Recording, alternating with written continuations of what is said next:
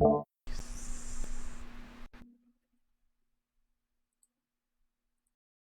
Hello? Hello? There we go. Okay, now we're good over here. All right. Hi. Hello, everyone. Welcome to another stream. I hope you guys are doing well today. I'm doing just fine. I knew there was going to be an audio issue. I knew it. Everything was fine, and then it wasn't. Like, I felt it in my soul. I was like, nothing looks like it's wrong. Everything started correctly.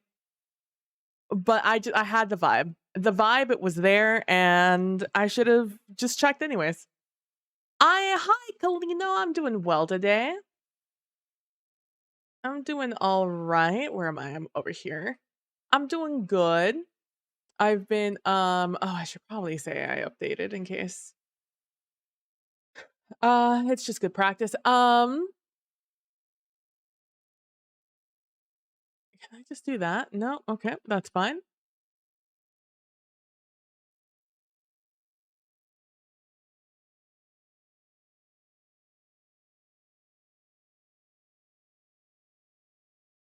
Yeah, I'm doing well. I'm doing good today. I woke up mad early for me. I don't know. I fell asleep last night, and it's just like I guess I was just good. Like usually when I fall asleep, like when I go to lay in bed, I should say, I get to a point where like I'm very tired all up until I'm actually laying in bed wanting to go to bed. Then suddenly I'm no longer tired, and I've never been tired in my entire life. And it's mad obnoxious. But last night I just like I was tired and I was like, all right, I guess I'll go lay down, see how this works out. And then I just it took me almost no time at all to fall asleep. And I was pretty happy about it. Because like I said, it doesn't happen that often. As you can see, I'm stocking up on some thank you for the follow, Carolyn. Um what was I saying? Yeah, I'm stocking up on these crystals. They're called crystals. These vault crystals. And hoping for I'm just hoping that I get some good man, I am just like all over the place. I woke up early today, but also I didn't sleep a lot. I slept I think like 4 hours. I just woke up and that was that. That's all she wrote.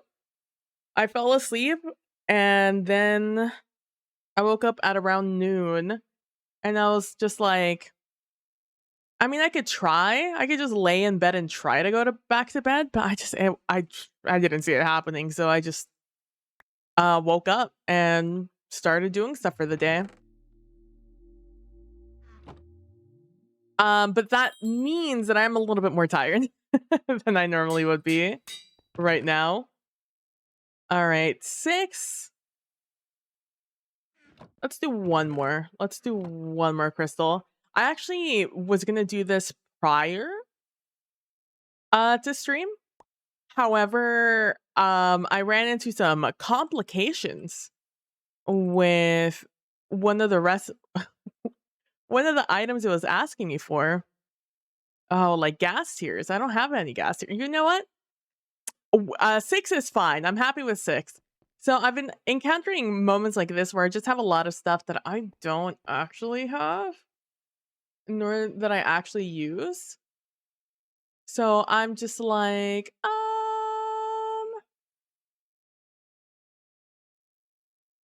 how do I want to do this? You know, like what's the vibe here that I want to bring to stream today? Because I was gonna start like a little earlier. Why are you already telling me to drink water, Nightbot? I just started.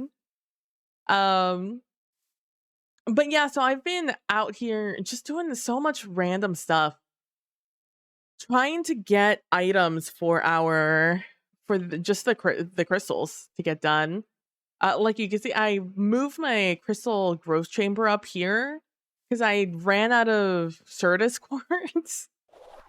I had 12 less in the system, and I had to just like work it out from there. Oh, I've repurposed this building, by the way. So this is still our villager building. However, now we're using easy villagers. And I have like, our iron farms going now. I have 3 of them. I still don't think it's going to be enough to keep up with iron. Like, we don't use a lot of iron for things, but this number is going up so slowly. These are converters. If you, like me, have never used easy villagers, there's a breeder where you put in, you literally just left click, you shift right click to take them out, and then you right click them back in, and you put some food in there, and bam, they start making babies. Then we have the incubator. You don't need the incubator. They will still just grow outside of the incubator.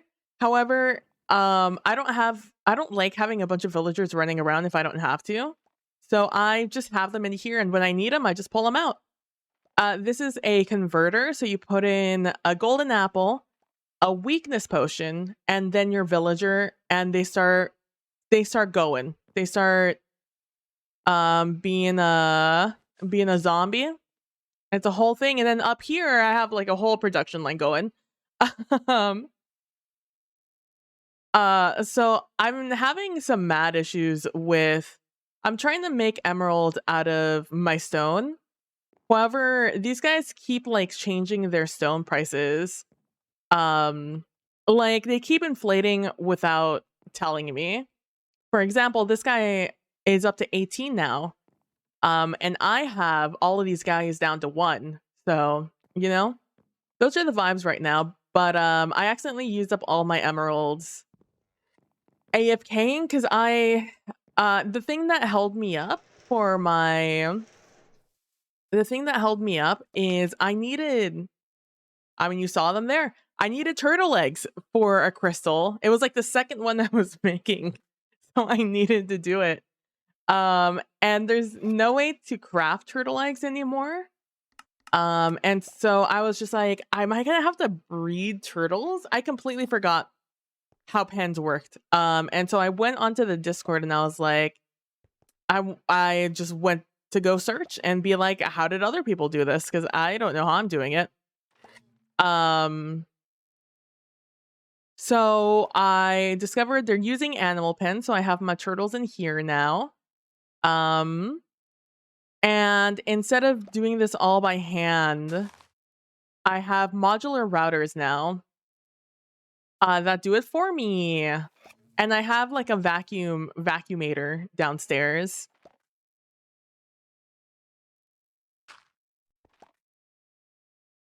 A vacuum. I have one. The vacuums I was using to pick up the crops from over here are now over here. At least one is. The rest of them are still in the system. I also opened a ton of mod boxes. I think it was 2 stacks of mod boxes, so I just have a bunch of random items from like create. I got a bunch of AE things that I've already used up. I got a bunch of item, what are these called? Item cells? No. Storage cells. I got a lot of storage cells. I got 3 ME drives, I think. I think one of them I already had. I got some interfaces. I got a ton of export and import buses also, but I've used them all at this point. Up here, I'm planning on taking out all of these import buses that I have down here and just making these like, hopefully they work out with pipes. I simply like AE things better because I could put a facade on them, but it appears that I'm having a little bit of a channel issue downstairs. Not so much up here. Up here we're still about halfway. But downstairs, oh no, I needed to do one more. Hold on. Boop. Down here. I was having a little bit of a channel issue. This got maxed out. And even right now we're at 29 of 32. So this one's, we're struggling. I need to separate out what we were doing up there with the villagers and what we're doing down here. It's this line, this green line right here. This is the villager line. And so I need to create another P2P tunnel, which will probably be down here in the middle. I did create another P2P just for the other half of things I might do. I don't know. P2Ps, again, just take the channels. So the max amount of channels you can have per side of a controller are 32 as controlled by these dense smart cables. And because these cables are kind of expensive to make, they're not the cheapest thing. You use these things called P2P tunnels, which are just these things right here. It's just this little doodad.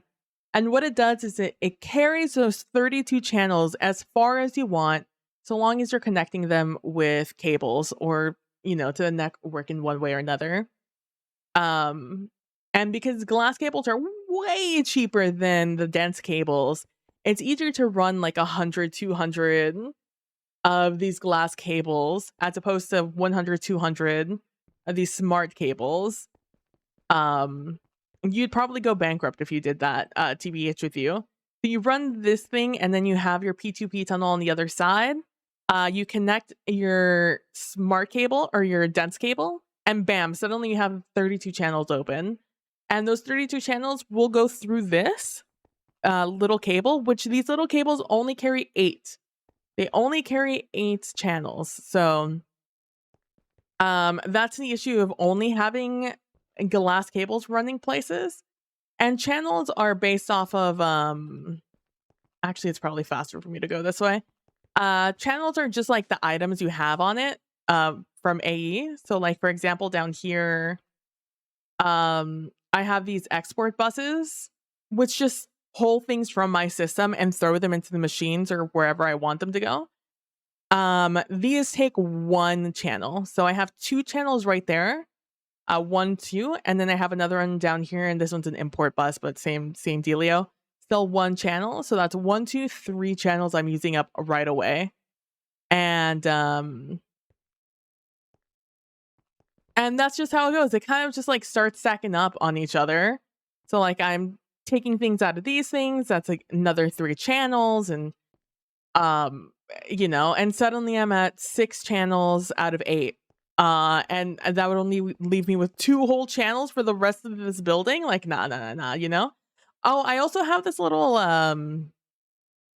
little brewing area for weakness potions, which you need to cure your masons and stuff like that.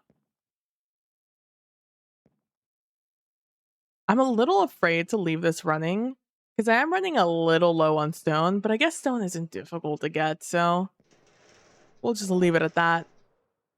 I did learn how to use so I learned my issue last time.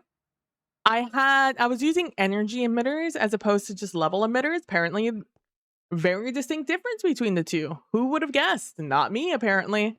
But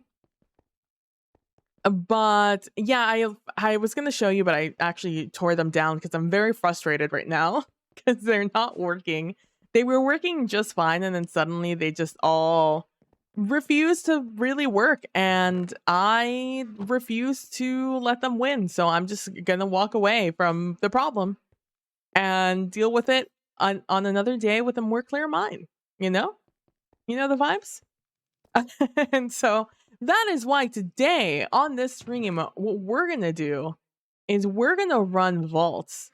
Because I am sick and tired of running pipes here and there, a bunch of cables all over the place, trying to learn how different items work and why they don't work. I just want to sit down and I just want to play the game now. Ooh, yeah. So it's nice and fancy. I did learn a lot of stuff. But I'm tired, Grandpa, and I just want to, I just want to have fun. So we're gonna go in. I have updated the server to, I forgot, a cable, or a crystal. My brain's all in AE right now, so apologies. So I put the Plunderer modifier on all of these, which means I'm not gonna get any levels out of these things, out of these vaults.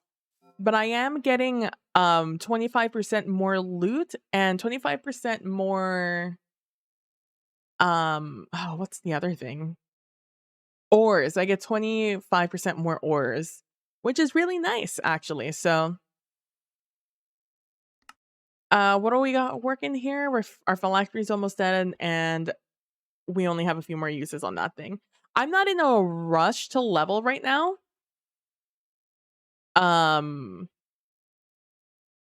So I'm perfectly happy not getting any XP right now because I don't really need it. But I did update the server to 12.4, which I literally did this morning with my newfound time. And it fixed a couple of major bugs that I didn't realize existed. Ooh. How yeah, I woke up super early today, Derek. I was gonna call you Matt all. I am really out of it. I'm trying to decide if I want to do this. It'd be really nice to have this augment, but I already have an augment for the nether. And with 25% more ores, I think it is more worth my time simply running through all the rooms and only going for ore rooms.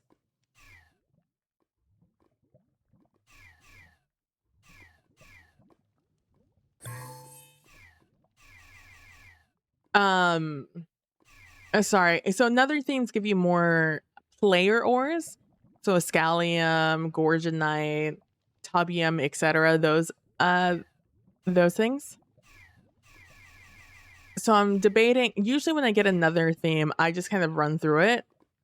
And if I have an elixir vault, I have an elixir vault. Otherwise, I don't care about it. That's what I'm out here debating. There we go.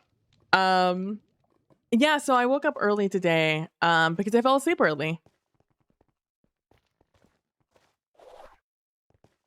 Which was nice because I got more stuff done earlier in the day. But it has left me a little bit more tired. Oh, this is an X marks, huh? Okay. I am noticing though that in update 12, the game does feel more laggy, so I might have to see what the people are saying about it. I had a feeling this was going to be a dud, TBH with you. I'm also starting to get freaking Ravagers in these rooms. Not that I really mind. It's just weird. Not what I was expecting to see, you know? Well, that's what I get for wanting to play around with these Jamokes. The thing about not finishing this vault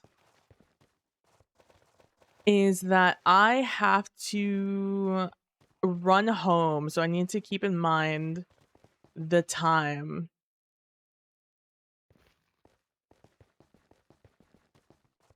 But yeah, so I was able to get some more stuff done early, but I have been more tired like all day.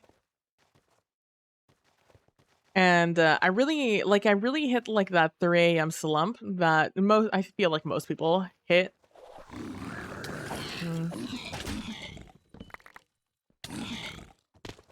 I hit that 3 p.m. slump, and I haven't very much recovered since. I think this is an ore room, maybe? Yeah. But yeah, like I said, I have noticed a little bit more lag, not just in like um FPS lag. Oh, it's not an ore room. I just happened upon an ore POI. Okay, that's fine. I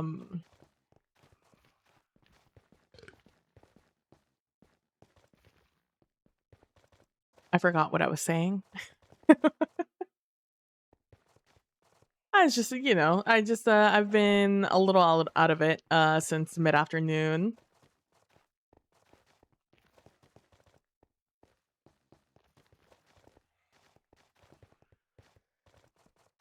Which is just from not having slept. Let me tell you, so we're already at the end of the vault. Oh my gosh. That took us no time at all. Yeah, go do your thing. You must go buy food and bananas, PRP. Go do your thing, Kalino. I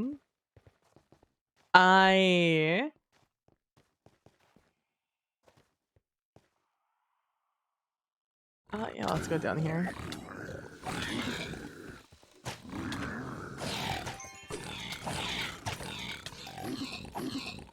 These guys hurt. The enemies have started to really hurt since I've leveled into 80.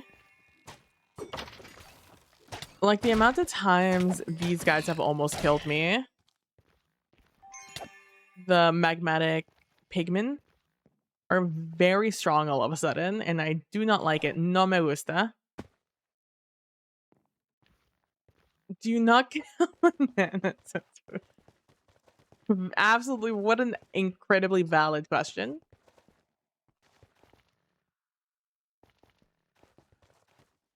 Oh, bananas are for Thanksgiving. Fair enough.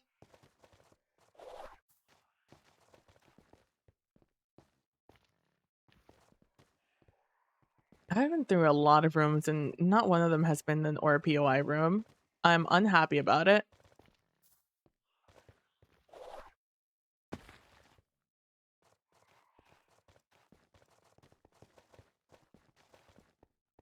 I feel pretty confident that I know what the ore POI rooms look like. Because there's only 2 variants of the room that exist. And they're both very close. Like they're very squash when you walk into them.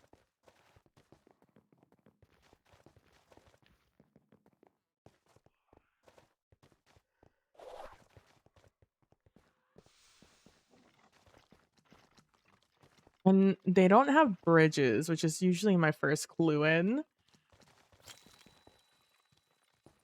But like I'm not that confident until I see, mostly because I don't want to miss them, you know?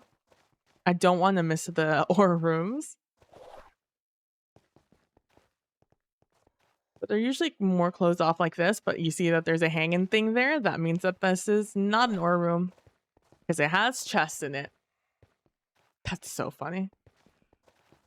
Food? I think this might be an ore room. Nope, it's not. Oh.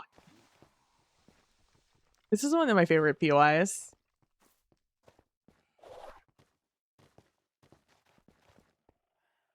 This is not an ore room, but I will come up here and I will get these. Ugh, I even was thinking about it that time. I just thought I had a little bit more time. Okay. But I was so my Sunday game was this past Sunday. We came back for our beginning of the season of our last arc of Arc 3, Act 3 of our fun camp Dark Shadows as Southern Gothic Swords Chronicle game using some A Song of Fire and Ice inspiration.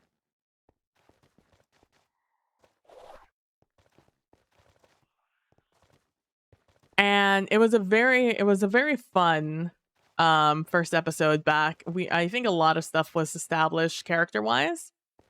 Because the system is you play the house, so not so much the characters, but the people inside of the house. I guess you could say the house is the character as opposed to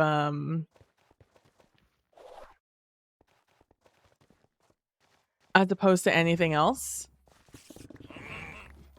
Ugh.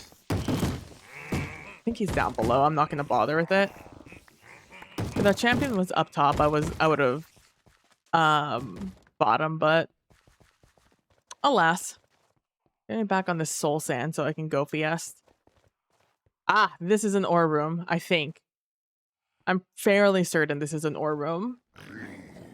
It's not a fucking ore room. It's such a high chance for it to be an ore room. What do you mean? That's so mean. Go this way I can. But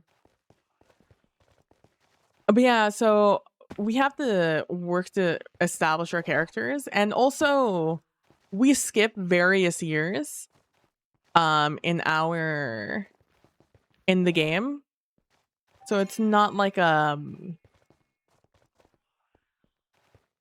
it's not like a day-to-day basis in the game. It's more of a every several years there is a we come back and like get a snapshot into the life of the people in this game, the people in these houses. And so it's like how to give a quick update as to like where these characters are, like main characters are in life at the moment, like what's happening. It's always been a fun challenge. Jesus Christ. It's always been a fun challenge of trying to figure out how to establish that as fast as possible.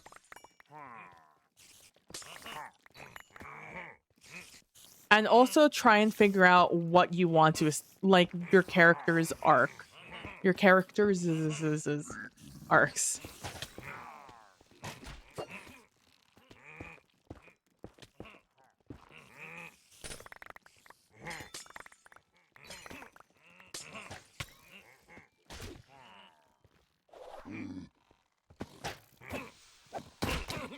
I'm a little stressed in this room.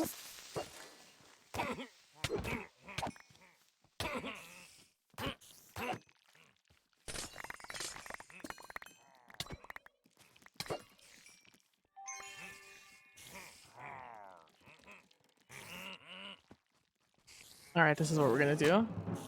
Oh, nope, that was the one I wanted to hit.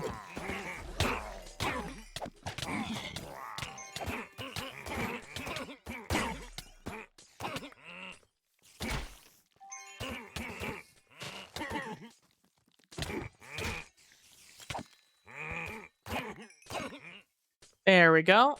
All right, it worked out. Oh, I didn't spawn all of you guys? Hello?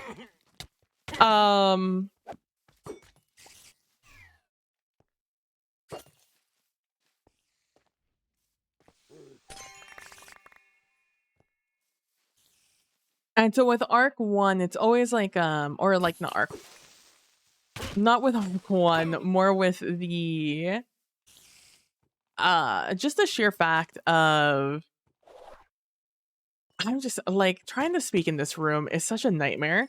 Where is this motherfucker that's shooting me? There you are. It was a little baby, and I knew it was because I couldn't see him. I'm just stressed out in this room. Why is it always spider champions? Every time it's spider champions. I've just run several dragon rooms lately. Now that I no longer need money, gold. I'll never say no to gold, but for the most part, every time I encounter a dragon room, it's just to dip in, get what I can, and then make my way out.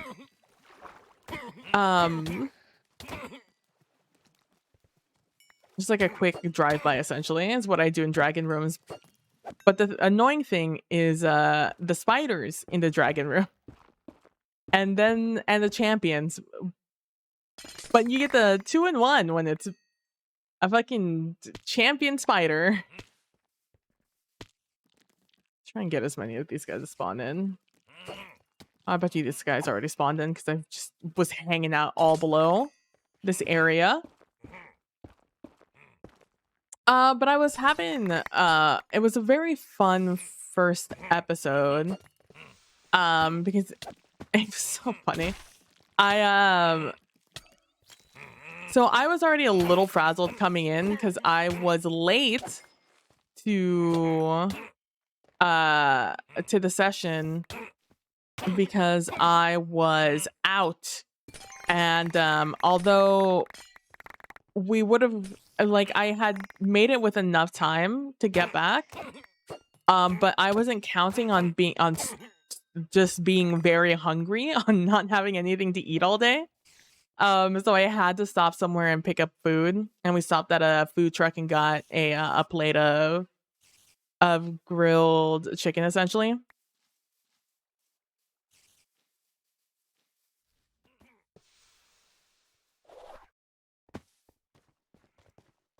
And that made me late because I wanted to eat. I wanted to grab food, and I wasn't gonna have time to prepare anything at home, so I had to grab something. Yeah, food is good. Even though I'm not the biggest fan of this chicken place, because their chicken is always dry to me. But you know, to each their own.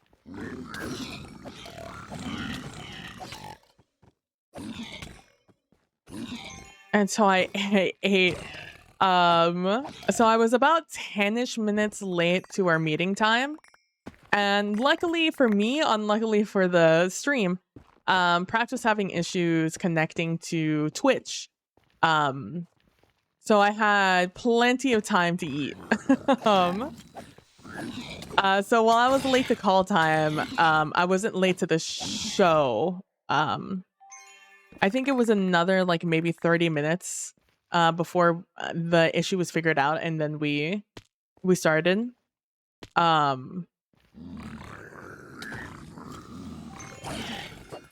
And so that was totally fine. Because I was fucking starving. Let me tell you, my dad's family is just not good people. My dad's family is just not good people. And you could tell that not only by just their everything, but also the fact that they will not feed you at their houses. They will not offer you food.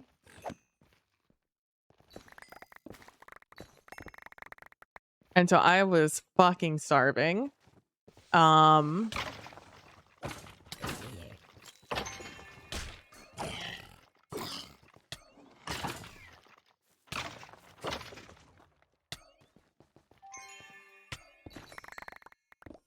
What? Yeah, it's oh my god, it's literally the biggest red flag possible.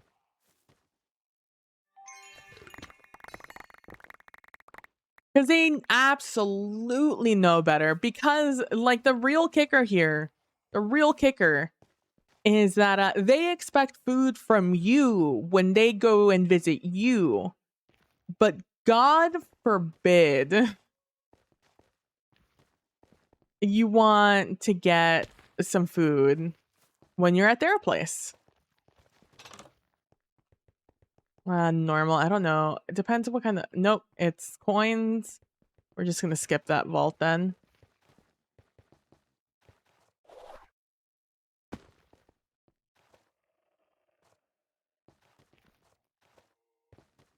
All right, the chances that there's another... I think I came from this direction. The chances that there is another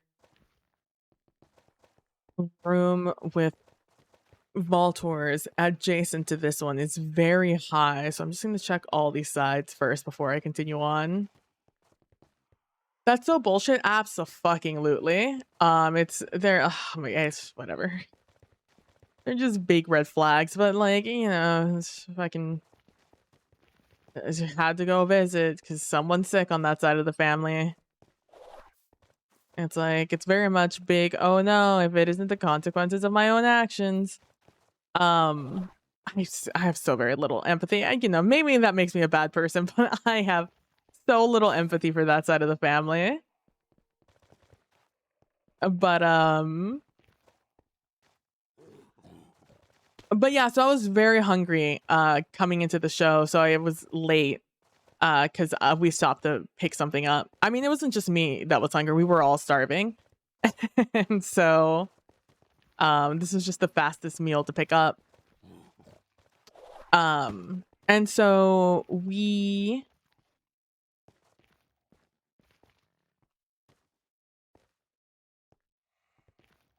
started the show, and I frequently forget that there's things that I want to do in the as for scenes, because Prax always asks us like what kind of scenes do we, you know, if there's any scene you want to do, you know, let her know and she'll set that up for you. She'll tee up the scene for you essentially. And I always have ideas of scenes that I want to do, and then I forget them because I get really engrossed in the story being told by everybody else. I mean, people aren't supposed to have infinite empathy. It sounds like they used up years of walls ago. Yeah, when I was a kid. Turns out when you're older, there people, the benefit of the doubt really kind of goes out the window. Once you become an adult and you're just like, excuse me?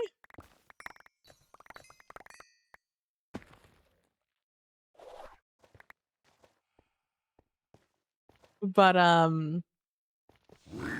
you guys, there they are.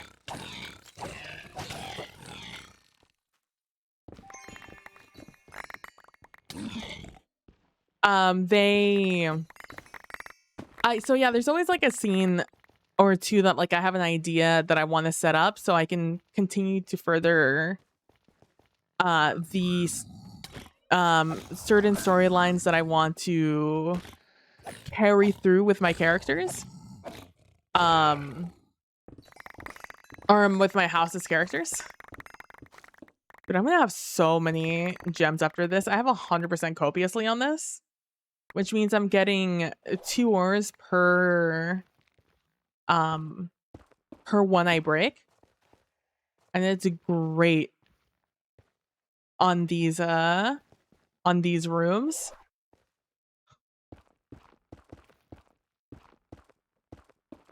And because I forget them, I remember them like at the either right at the end of the episode or like going into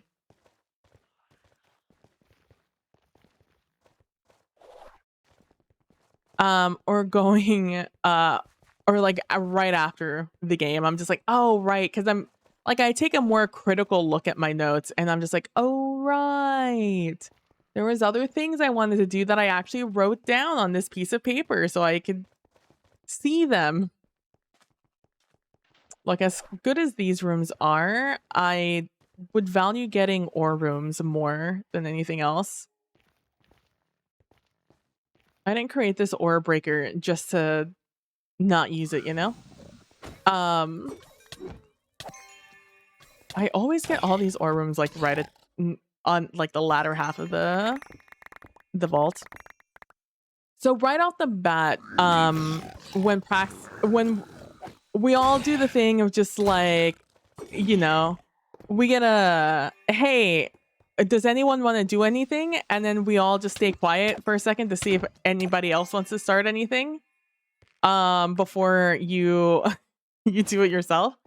So this time I was just like, yeah, I want to do something because I wanted to do an establishing shot, essentially a narrative establishing shot. of my character Luis and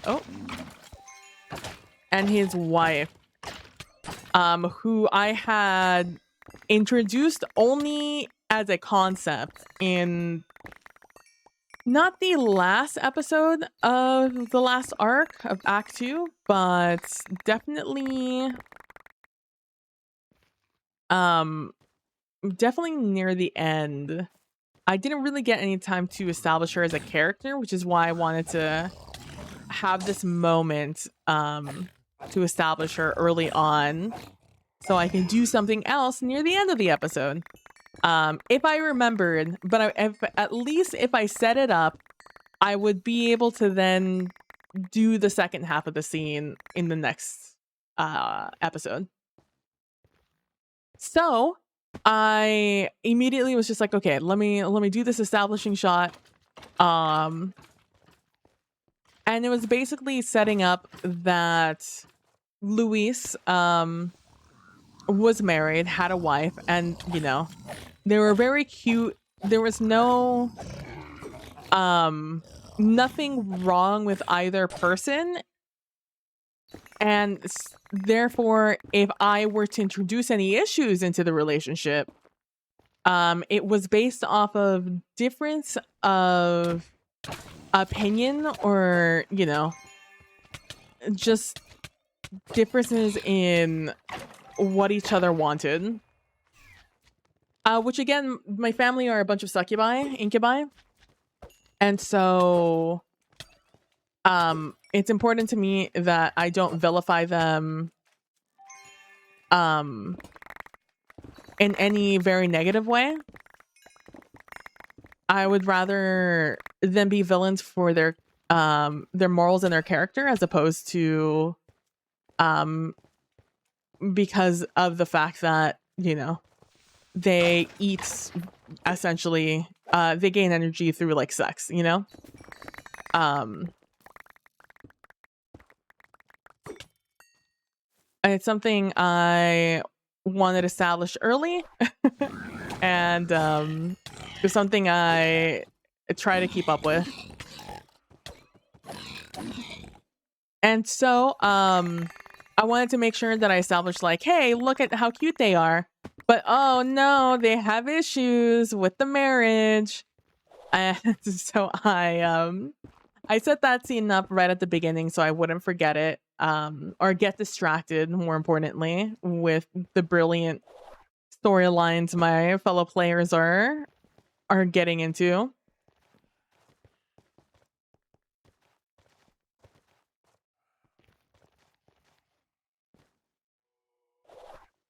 I am gonna lose my mind. I keep failing my dashes and it's pissing me off. All right, after this room, I think we just have to run for the exit. I don't really know exactly how deep I am in the vault. So then we had like it was a very fun episode. Very much a lot of establishing characters and new characters being introduced, the drama, and then the drama we bring into the story. And so the drama I brought into this episode,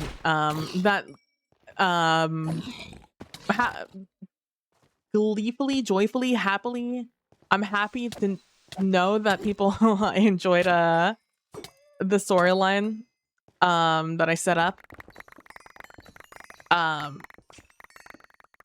That I wish I'd had another episode to really let people get to know Luis's wife prior to this, but you know, the cards fall as they fall. And you know, you just get to know people as much as you get to know them. And so I had this like really sweet, like, hey, you know, because Luis's parents, Ro and Linda, are like hashtag goals when it comes to relationships. I wanted to establish that Luis had like very good role models as to, you know, what a healthy relationship looked like. But I did not want a copy and paste relationship of Ro and Linda. I wanted the consequences of their actions to be reflected in Luis, and their actions being like soulmates essentially, and having like the perfect love story.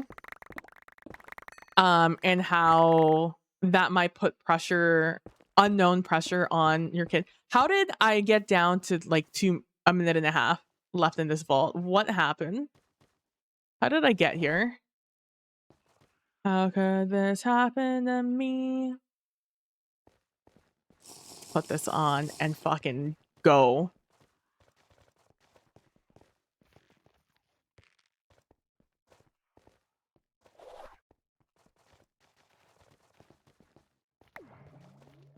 Strength.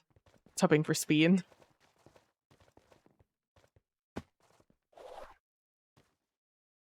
And so like they had like this cute little scene where they were dancing together. I also established that his grandfather Umberto, I say grandfather because he is, but when you think grandfather, don't think old in the way that we know old, because he's old, don't get me wrong, Umberto is not a young buck, but a succubus is age slowly. So my guy has a lot of time to look young, and he still looks very young.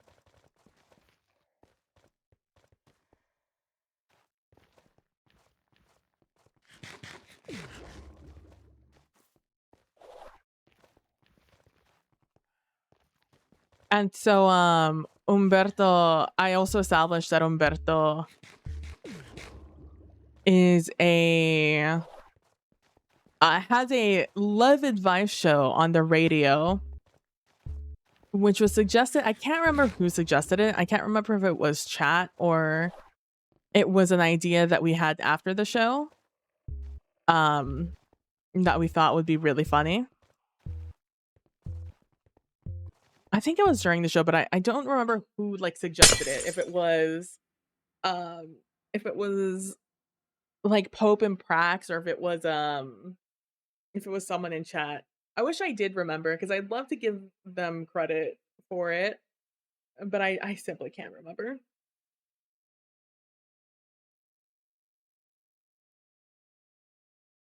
But yeah, so that ad came on and they were dancing, and then there was the dreaded, you know, we need to have a conversation, we need to talk. Popped in, and Luis was very much avoiding the talk. And so he basically ran away after that in the morning and went to work, which was also fun because during that scene, they were talking in Zoom chat. Everyone else was talking in Zoom chat and establishing what day of the week it was, and it was a Sunday.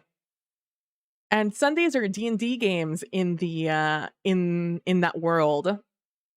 And so when I decided that Luis was going to run off to go to work, I did not know it was Sunday until the end of my scene, and I caught back up with the chat. And I was just like, oh, well, this is going to be fun. I'm missing D&D. Oh, I still killed 354 mobs. But let's see what we mined. I didn't see any echo, but truly I didn't see much of what I mined. 11 Bong Night, 17 Upaline, which is already insane numbers, by the way. These are already huge numbers. 39 Alexandrite, 102 Painite. Wow, only 57 Benny. 13 Pizza, 6 Sparkletine. I don't even think Puffium exists in the game, so I don't know why this is even here. 18 Ashium, 17 Escalium, 15 Gorgon, 113 Larimar. Only 9 Black Opal. Damn, feels bad, man. 8 Xenium. No Echo. That's okay. You win some, you lose some. Nature of the game. Let me throw these over here.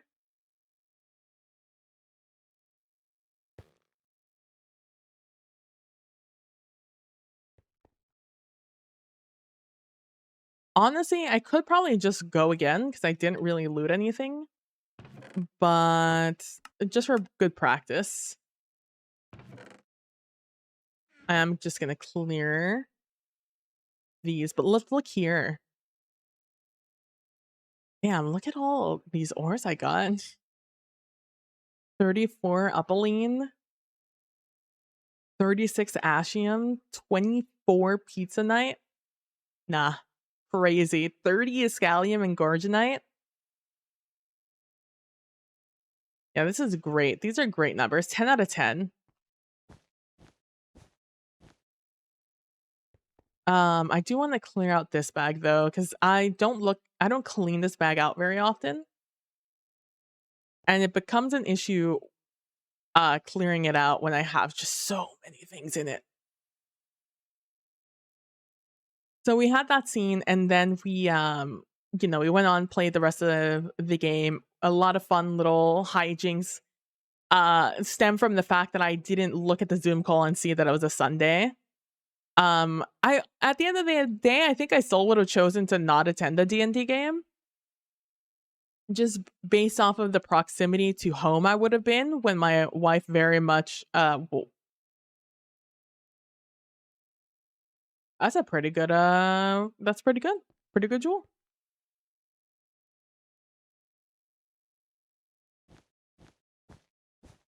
All right, now that these are empty, we can continue on with our plungering.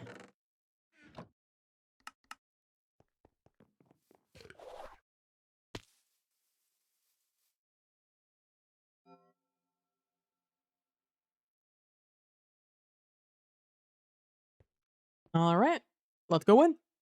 But yeah, so like the lead of the vampire coven, um, down the street, Marta, where we spend our time playing D&D. Although we don't know that they're vampire, we don't know that they're vampires. But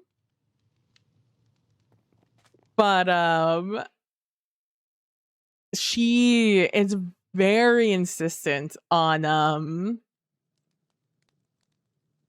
she is very insistent about attending D&D. D&D is like her favorite thing. She loves playing D&D. Marta is the name of the vampire. And so she likes to make sure we're all there. And in fact, makeup days for the game are like they'll still play an TTRPG on the day that that no one that like people are gonna miss out, and then still do a makeup game. Like that's how serious she is about D&D. Which honestly I think is adorable. Wow, there's already a thing right in the first room. I have such a hard time finding these stupid little nodes after I'm done.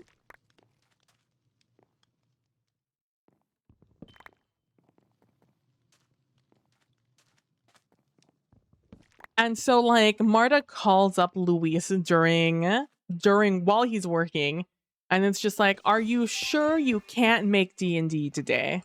Like what exactly is preventing? How can I prevent this from happening? It was just very endearing and very funny.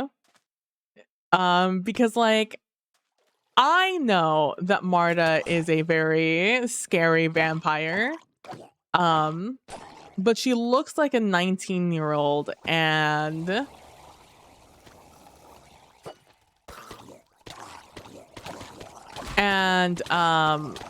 I just know that for all I know, her story is correct. Like Marta came from, oh god, where is it? It's not Russia. That she comes from Russia. I just, her age is like questionable. I don't know exactly how vital she is to the Ardeline household. Okay, please stop.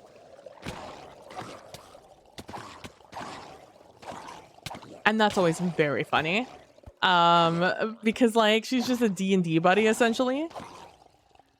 And we've been playing for, gosh, we're going to be going on 10 years of being a D&D group starting next session, I think.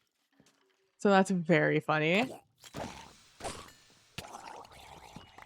But yeah, just having like this very old, powerful vampire that I have no idea is very old and powerful. Just whining on the phone to me about missing this D&D game. And her trying to figure out what leverage she needs to pull to make sure that I never miss another D&D game on Sundays. Going as far as to suggest burning down my place of employment. Because realistically, Luis doesn't need money. The family makes plenty of money. We are very well off. I just am spending all my money on improving the household, but I'm reaching the point where there's nothing really to enhance anymore aside from magic. So it is going to end up it's going to become a little bit of a hoarding situation at a certain point. Oh, this is the way out. Haha. I need to go the other way.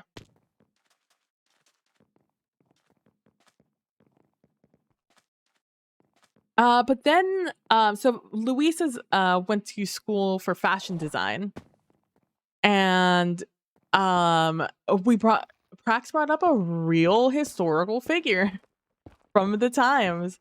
I've already forgotten his name. James Arthur Williams, maybe it was his name.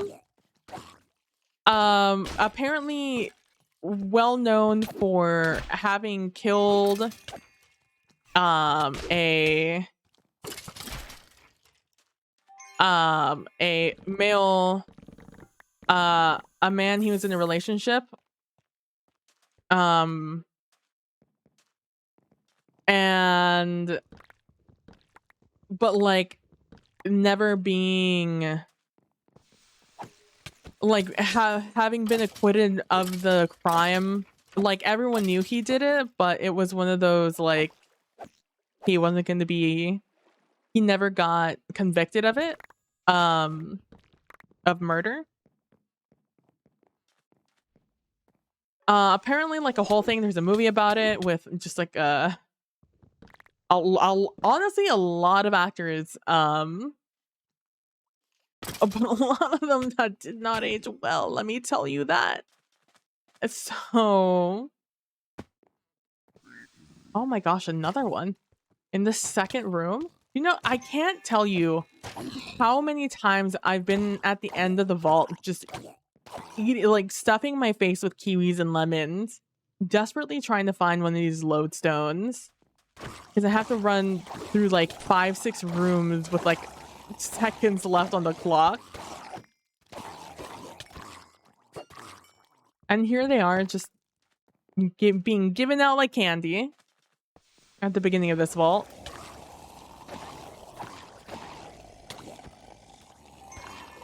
But yeah, so this guy, James something, is staying at a real historical building called the Mercer household. And he came into Luis's place of employment, which was just like fashion boutique. We saw she was like Lacoste. I don't know enough about fashion I just said boutique because it sounded fancy. I don't actually know what a boutique technically, like what the technical definition of a boutique is. But it sounded fancy enough to me, and like kind of just like a small little owned location where like you can buy your own clothes and put them there. I don't really, like I said, I don't know what the definition of boutique is, but however, that's where I put him to work. And this guy comes in, insists I call him Jim,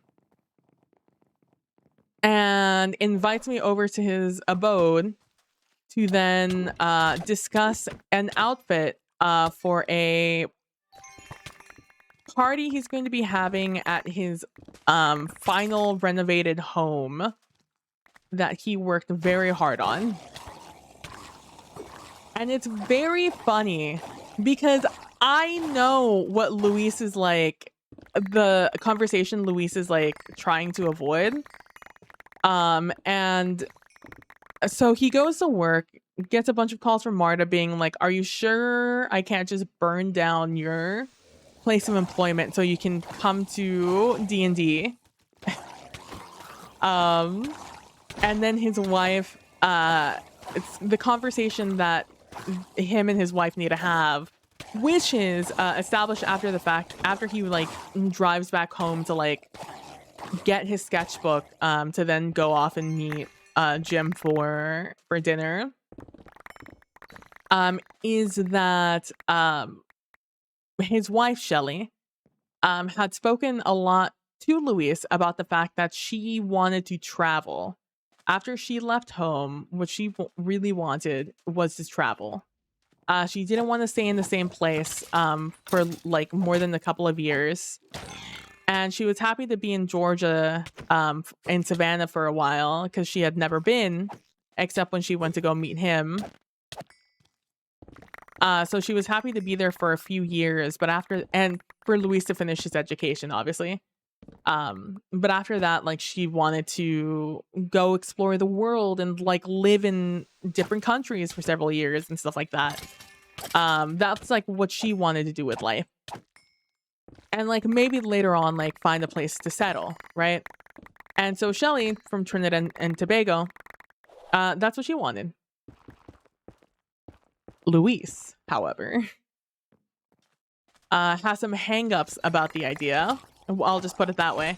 It's not something he really desires. In fact, he just really wants to stay in place, stay in Savannah, and like go out and like visit places, but like not stay there. And that's what the argument is about, is like, you know, Shelly's like, it time's up. Like, I don't want to spend my early years like doing what I'm going to be doing for the rest of my life, right? Settling down in one spot. Like, I don't want to be that old couple right at the beginning of our relationship.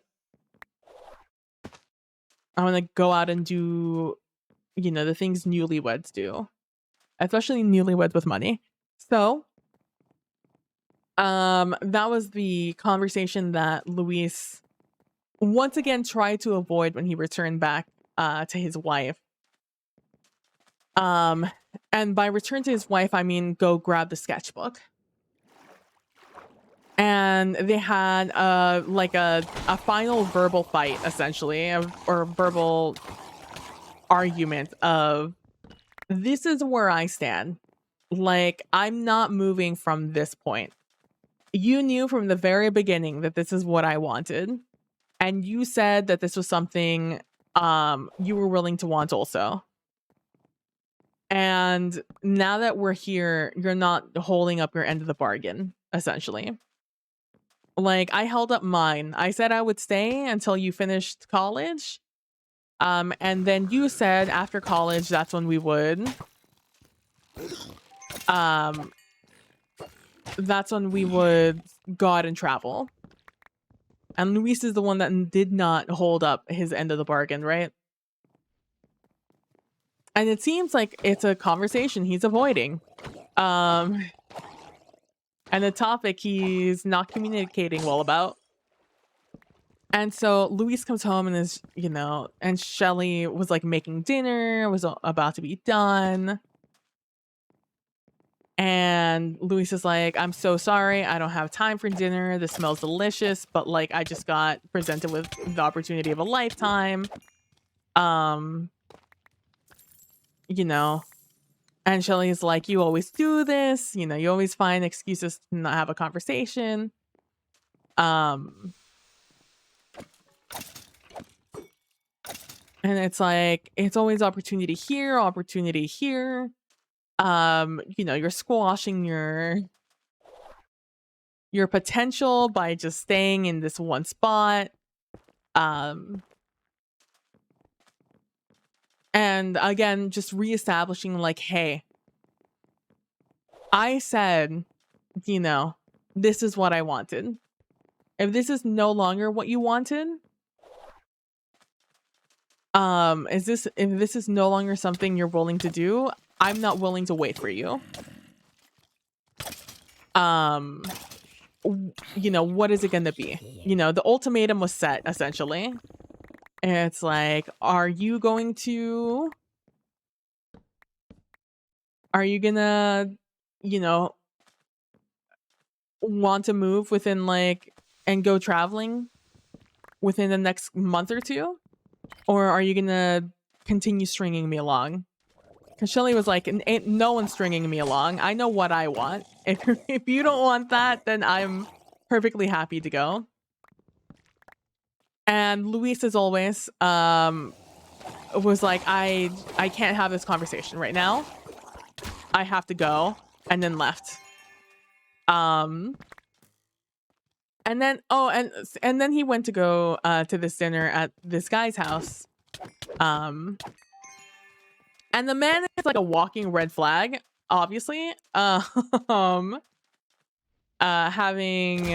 been in a very public murder trial, where he was the one that accused of murder.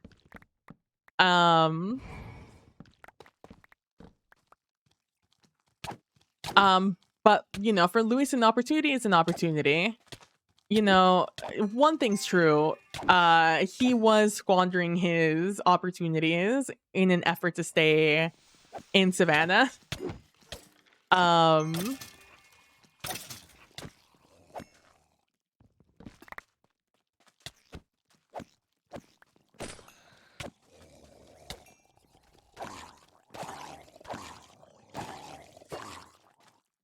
And so he wasn't gonna let this opportunity pass him up, a local opportunity, you know?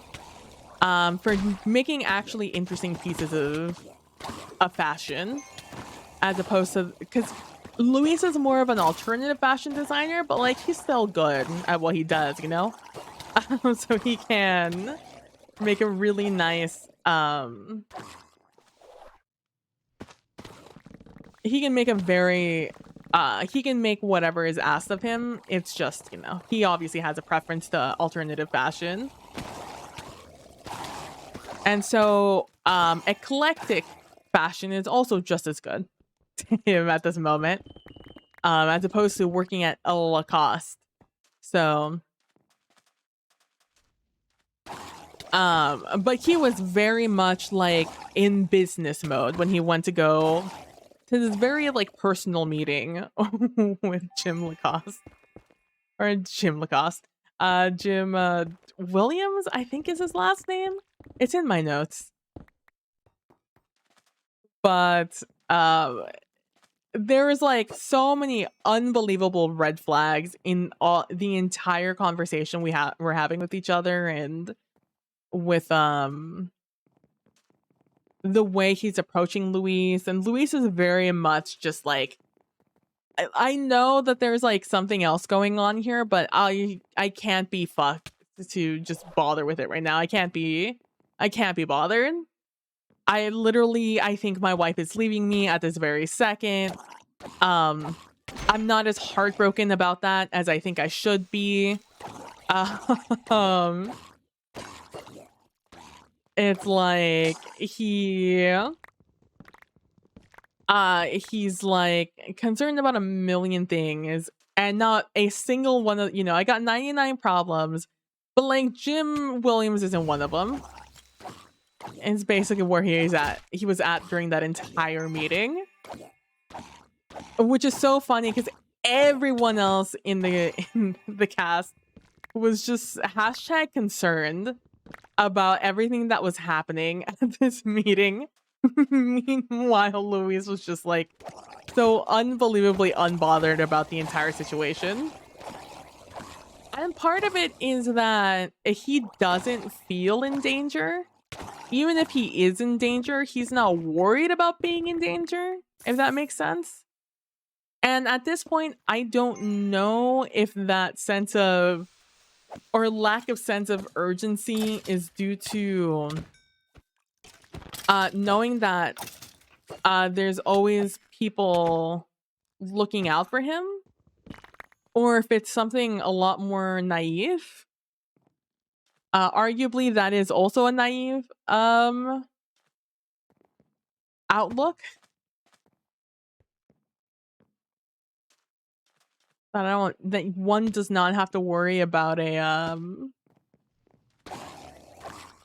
about being in the proximity of an actual murderer. Though truly, you know, you murder someone with a purpose, which is what the story is with Jim Lacoste, then, you know, why are you worried that they're gonna murder you, you know? You don't fit their, you're not gonna fit their, you have no interest in fitting their MO of being the lover of Jim Lacoste. I keep calling him Lacoste. Jim Williams? I don't know. Arthur? No, Arthur's the middle name. I think it's Williams. I'm really gonna have to look it up after this. But yeah, everyone was so concerned. And now I have to like kind of do some thinking over the next 2 weeks because we're not meeting this week because of the holidays here in the US. But I already have I had a really fun idea on Saturday, I think it was, about a scene I wanted to do within the next episode or two. And I've already discussed it with the other person that I wanted to be involved in that moment. And they're like totally down. And so now I'm very excited. And then they have sort of set up a quid pro quo situation also with RPing then another scene where I assist them with something, which I think is going to be very fun. And I look forward to surprising I look forward to surprising my the audience. Hopefully the audience enjoys it. And I do find just like a lot of joy in doing things that my the other people at the table are gonna enjoy. For example, when Luis returned home from the dinner,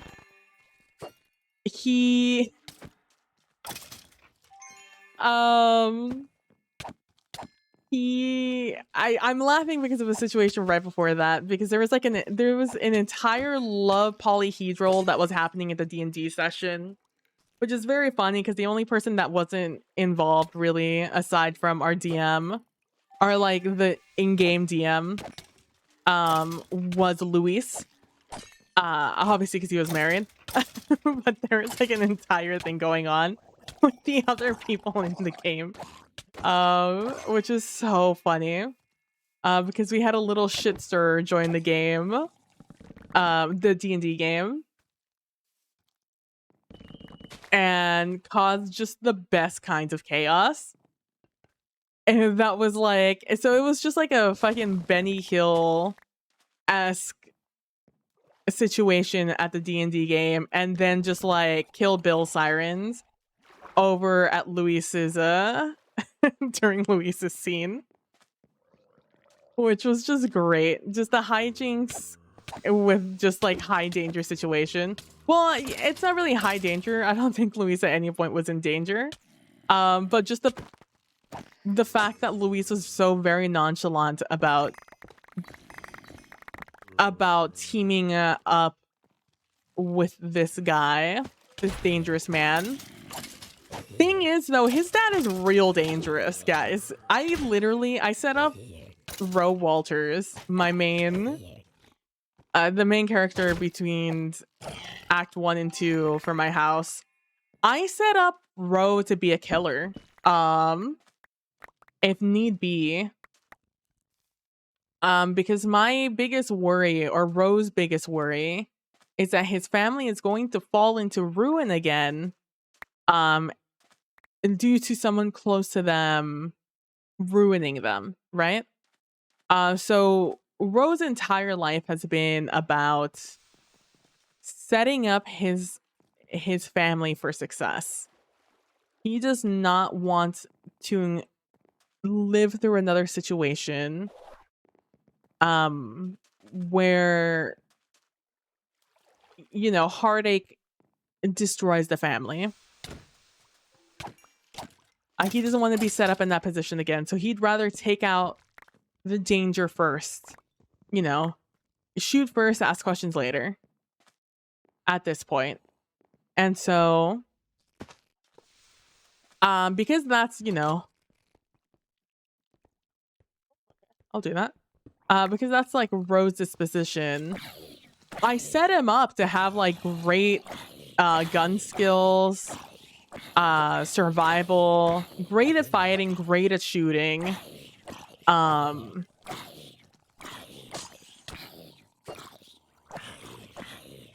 and great awareness, which is it carried on with Luis. Luis is also a very observant boy,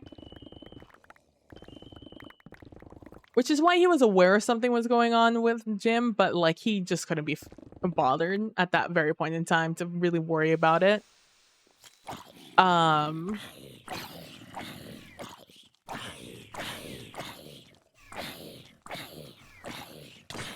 Thought I heard raining, like thought I heard a downpour outside, and I was like, I have my window open. I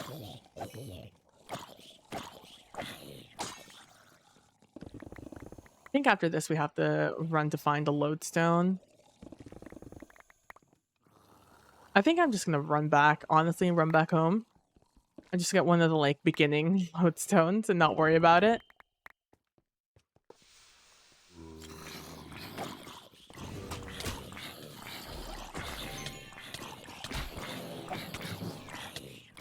I forgot this was extreme. My body.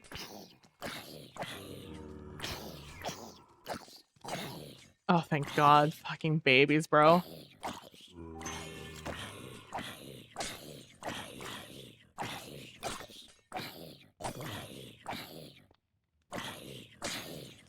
But yeah, so the session ended with this polyhedral thing coming to like a head where everyone kind of put their cards on the table in a very roundabout way, in the way where you talk about something without talking about it. Oh, Poison Cloud 2. I don't really do poison builds though, nor do I do ability. I guess we'll do that. And so Luis is basically little brother.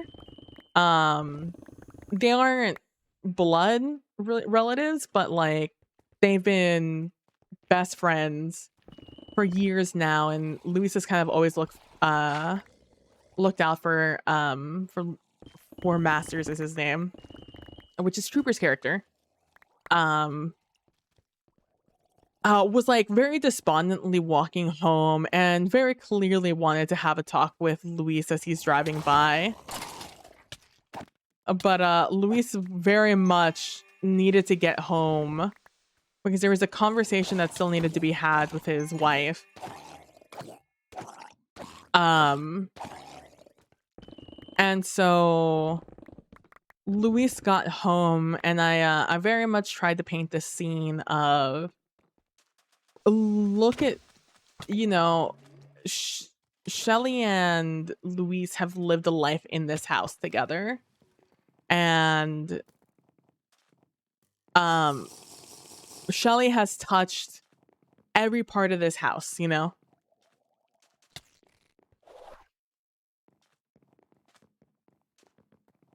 And I wanted to set up that scene walking through the house. And as he's walking through, he's, noticing things about, the house, kind of leading the audience, kind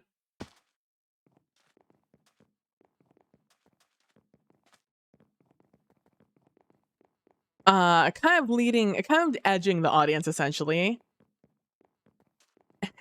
And we get to the point where Luis then smells a burnt casserole and turns into the kitchen, sees the burnt casserole on the table with the plate, with the plates, and there's the table is set, ready for two people to have a meal together.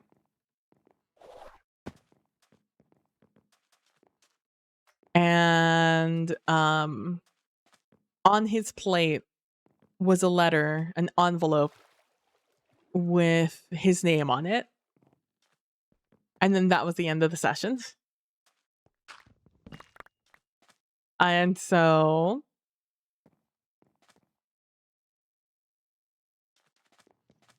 absolutely heartbreaking for Luis. And after the session, after the show,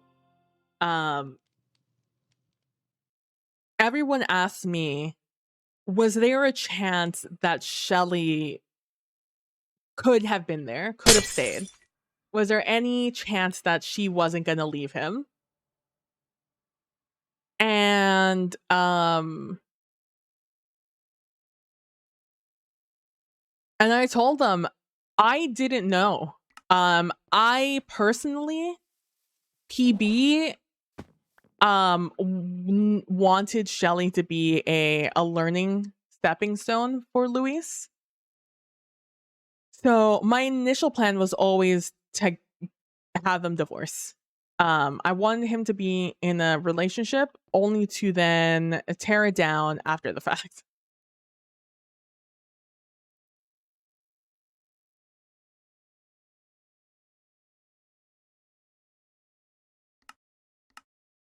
But honestly, I very easily could have been convinced to let the relationship ride for another session or two and create a slightly different narrative.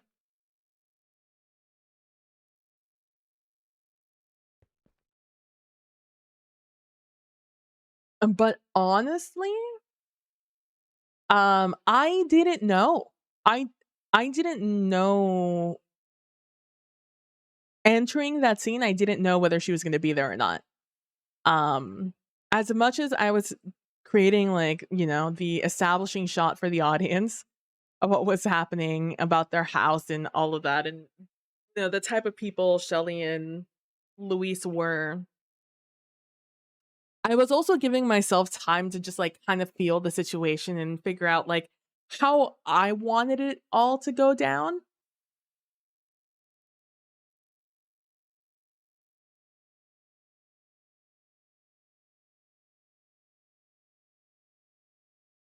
Interesting.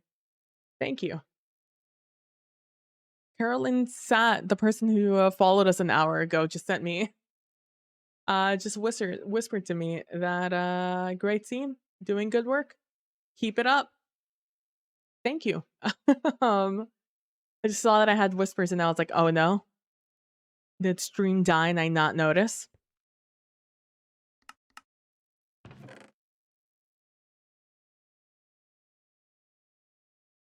That was the wrong thing to do. It's this that I need to put there.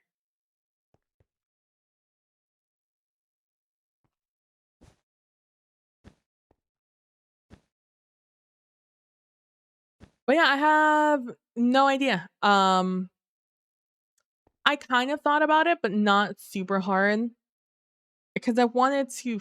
Like I said, I have a plan set up as a kind of where I want Luis and everyone else to kind of end up. But oh, we got a We got an Omega Axe. Let's go. I'm sure I'm going to use that all the time. Unfortunate.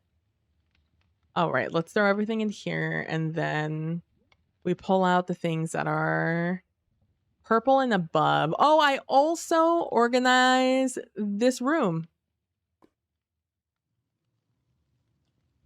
I finally cleaned it up. As you can tell, I don't have all those chests all over the place, and like these have been cleaned out, and now only have Omega or epic leggings or epic quality items, and like the occasional legacy rare. I guess I should give this the respect to at least look at it. It's just a shame that I don't like them. I don't like slow attacking things. In fact, I would argue that my build very much takes advantage of attacking quickly. Quickly and concisely. But yeah, so yeah, I had no idea. I didn't know if I was going to break them up in that episode or not, because I did see, because there was some investment in their story from the audience and also the other people at the table. So I was like, I could keep this going. I could just let this be a thing and figure out a different way to do their storyline. But at the end of the day, I thought it was more compelling if at the end I broke them up. Because let me tell you my goals. My goals whenever I'm playing a TTRPG, especially on the show, is I want to create moments that make the viewer feel something. I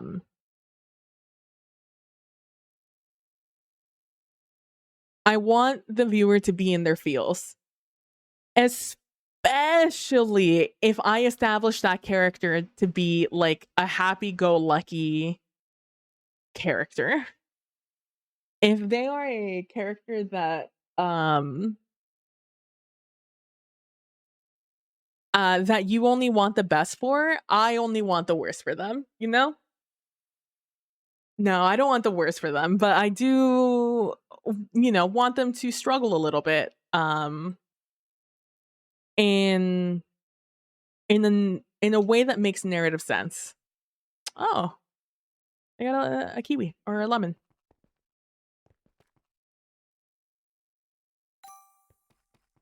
Oh my gosh. I have 4 shields. Hello. And so my goal is to have Louise have a storyline with his romance that is also kind of really obvious that he's growing, you know?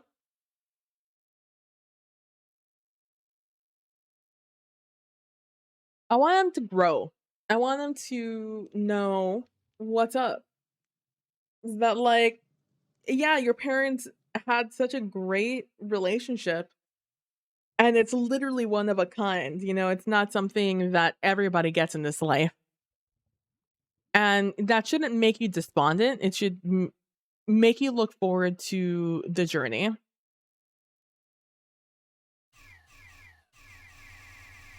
Oh, it just wasn't showing. Why is my abilities not showing on the side?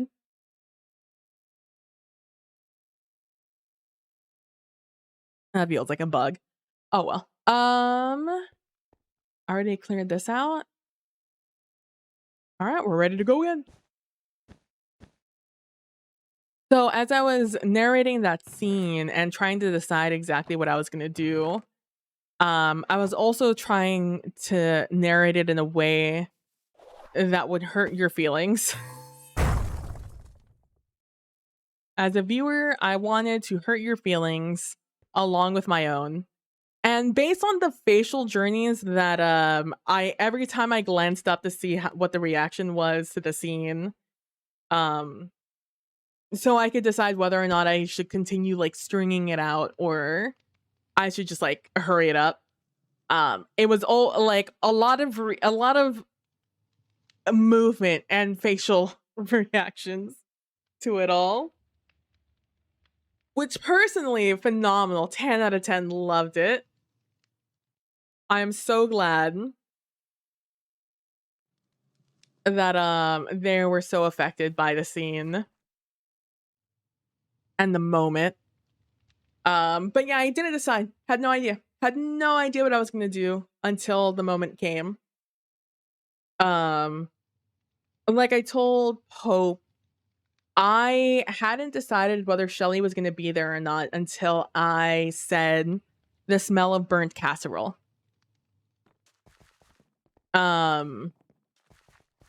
As soon as I said that, I had decided that she was not gonna be home. Because I thought maybe oh,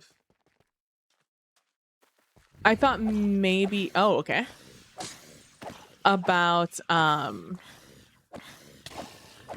letting them have one final argument or conversation.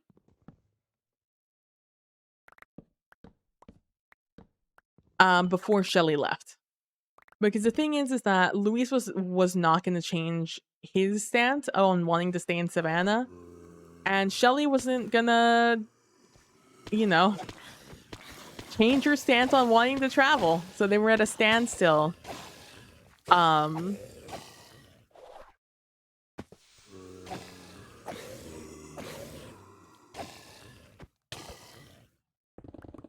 So I was considering letting them have a final spat, but I felt it was going to be a little bit more impactful if she was going to leave, to just have her left. You know, she had set up her ultimatum prior to. Luis was no stranger to this argument, or to this talking point.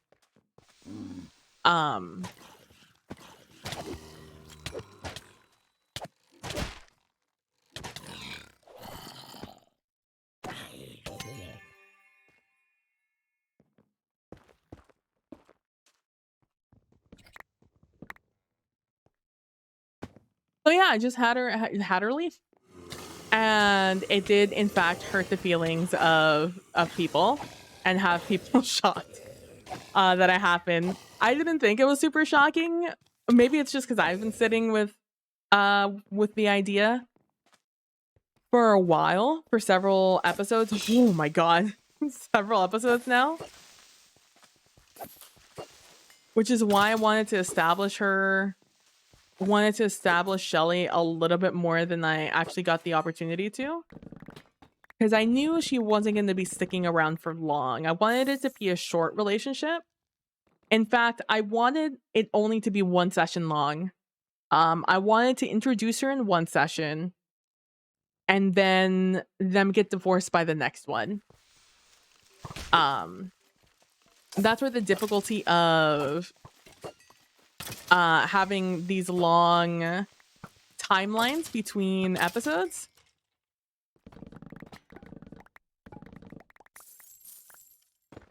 Because I really only wanted to marriage to last maybe a year or two, but just based off of how we do timelines, if I didn't think I was gonna, I did not get the establishing scene of like, hey, this is Shelly. Well, say hello to Shelly, everyone. I was not going to.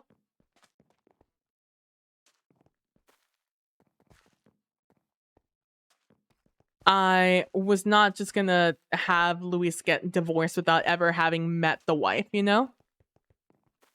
The audience having met the wife. I knew the wife. I created the wife. And so the marriage lasted a lot longer than it really needed to. But I think that makes it almost more realistic. Oh my gosh. Just opened up a geode of colors on that one.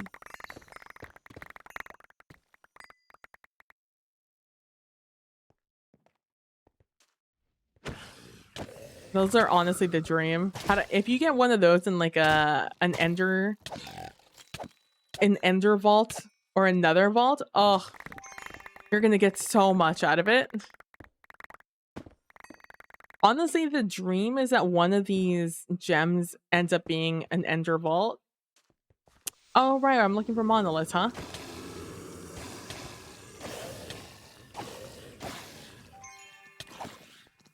An ender vault that's an elixir vault, the dream actually.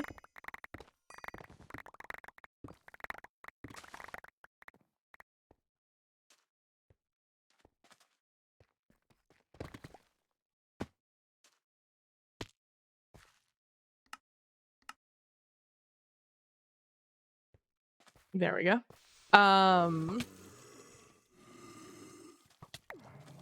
This is gonna give me a little bit of strength. Let me kill these guys a little faster.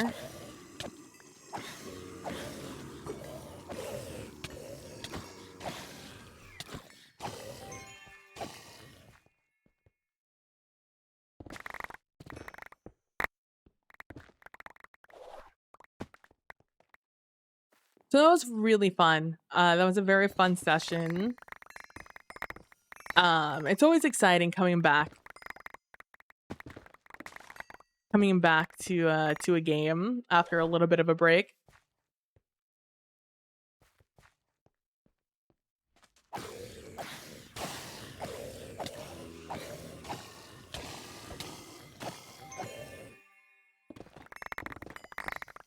It's more exciting because everything is a little bit more high stakes since this is the last season, which means that there's any like storylines you want your characters to go through or your house to go through, like now is the time.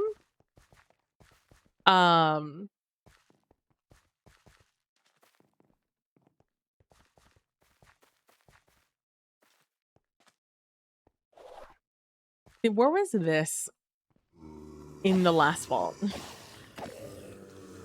This is just cruel and unusual, TBH.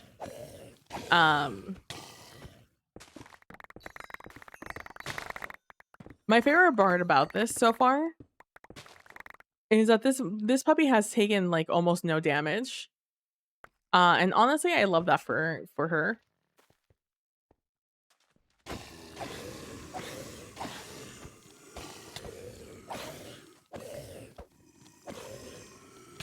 Considering how many blocks I'm breaking per swing, it's a miracle it hasn't gone down to wearing that durability.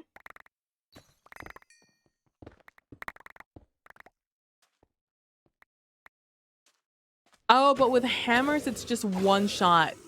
The one hit you do, I forgot. So even though I'm breaking a bajillion blocks, that only is one hit.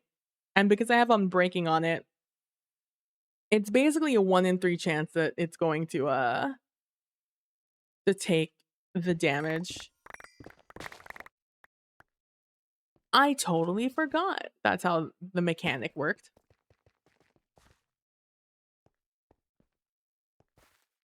Hey, welcome back. Hope you got your food and your banana.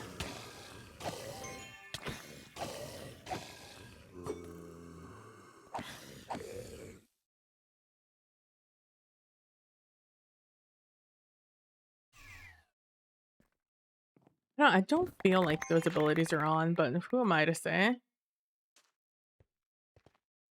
Aside from me taking more damage than I'm expecting.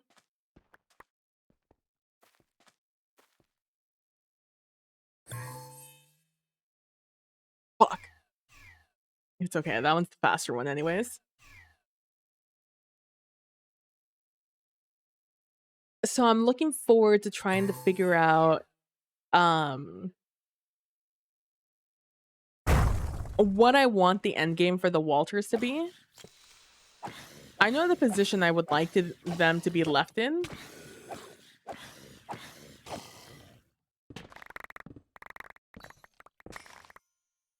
I want them to have an empire that is unshakable.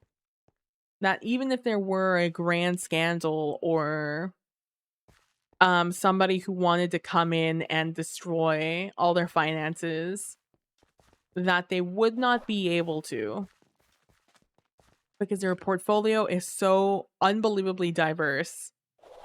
Jeez. That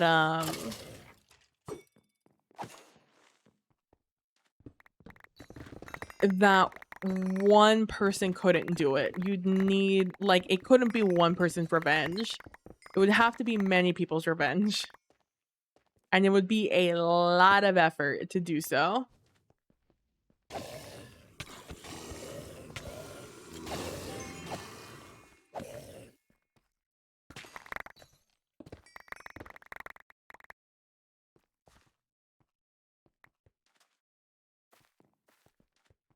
Oh, hello there. What are you? Impossible? Okay, yeah, I'll do it. I believe impossible is easier than extreme. I feel like extreme is the most difficult one. I think impossible is the one before it.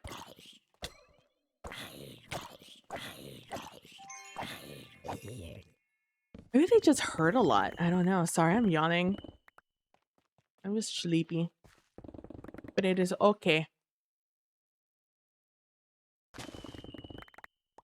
I'm not sleepy enough that I want to go to bed. Although if I were to go lay in bed, I would immediately fall asleep.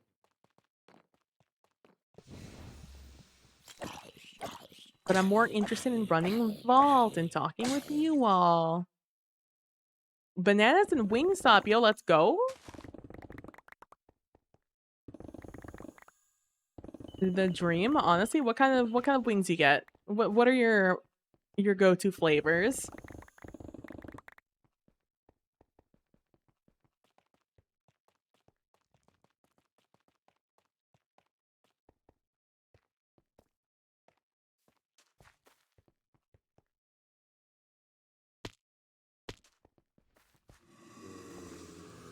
Oh, hello.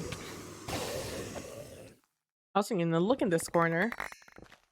But since you so kindly announced yourselves, who am I to ignore you? They don't have my favorite anymore, so you offer half lemon and half original hot? Ah, what was your favorite?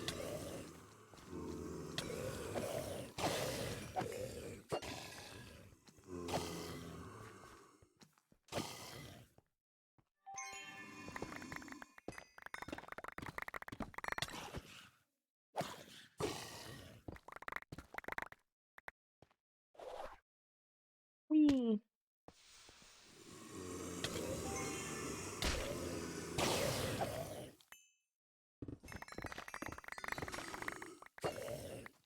Oh. Hot honey. I see. Or wet lemon pepper. Oh. All very delicious options.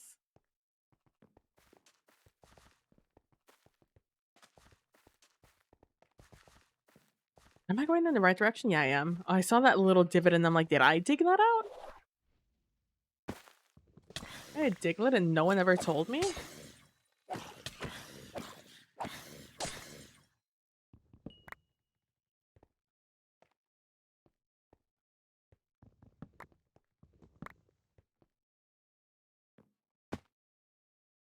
I do look forward to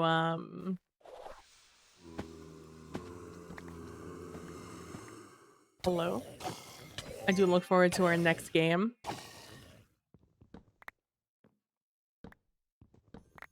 Should be fun. After that, I don't think I have any plans for being in a public game, at least.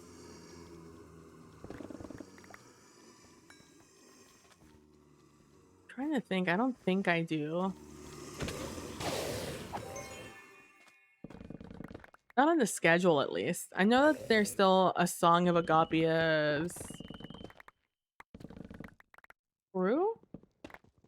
A Song of Agapia? The D&D game I was on over on Praxis channel. that one left off with an idea of a second season. So I'm sure that's somewhere in the cards. Though with no date set.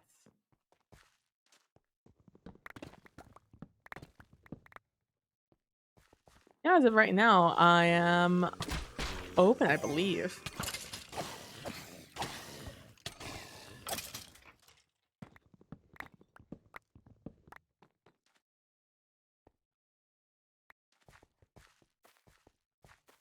Oh, I've already been down here.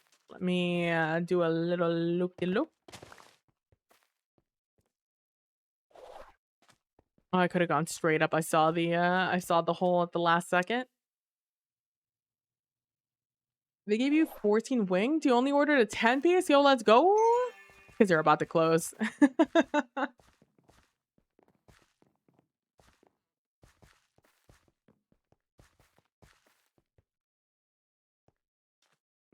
And I feel like wing plates is really like it when you go and pick it up by hand instead of ordering on like Uber Eats or something.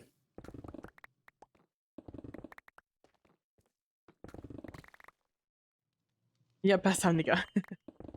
Oh, so to continue on seemingly end of the saga for now, at least until I want to go complain again. So I was having issues with promo codes with Postmates / Uber Eats. They're the same thing basically now. After having used a promo code that was supposed to be local to LA, however, they fucked up. And by they I mean Postmates or whoever entered that code. And they so it turns out they got pissy about the fact that so many people use this code despite not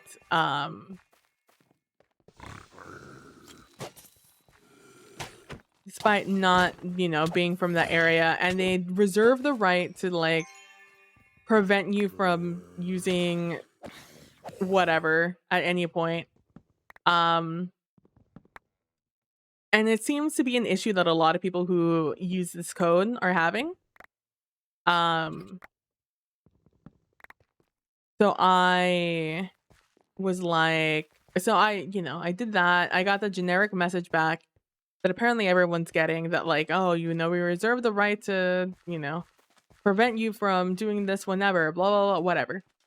The Starbucks does that to me too. They give me like a size up sometimes, but they know you pretty well up there. Nice. And so this is after like a 4 or 5 different just representatives on the app that I get. I finally get like a more or less like a reason as to why they did it. So whatever, you know, they reserve the right to be idiot dickheads.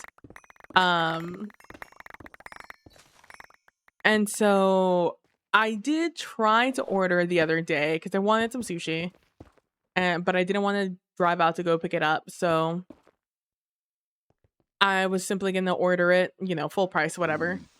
I still had, it's not called Postmates Unlimited anymore. Uber One, I think it's called. I had that for the month. So I was just going to take advantage of the, you know, free delivery and a little bit of a discount on whatever I picked up. And I tried to order, couldn't order. Could not order anything. And so I was just like, okay, maybe it's just this place that's having an issue. Was not just that place having an issue. Could not order at all. And so I go in, I said, try to submit another ticket. And I'm like, hi, hey, what's up? I can't order. And they're like, oh no, have you try the like 4 R's, which is like reset, reload, do some other bullshit. And so I do it all, including like the more annoying things that they asked me to do, because the basic things that the first person asked me to do, it didn't work. Then I get a transfer to a tech that is going to email me. And they send me their like script of like, do this, this, this, and this, and it's a little bit more involved, and it has more to do with like like what is like the mobile version of like flushing your IP. And whatever, I mostly do it. I don't like go to like a huge amount of effort to do everything to a T, but like I do basically the vibe of what I'm asked to do. Because I have a sneaking suspicion as to maybe why this isn't working, you know? And so I send a response back after I do the thing. Because if it does end up working, I don't want food at that very second. I'd have to cancel the order, and I know how annoying they get about canceling orders.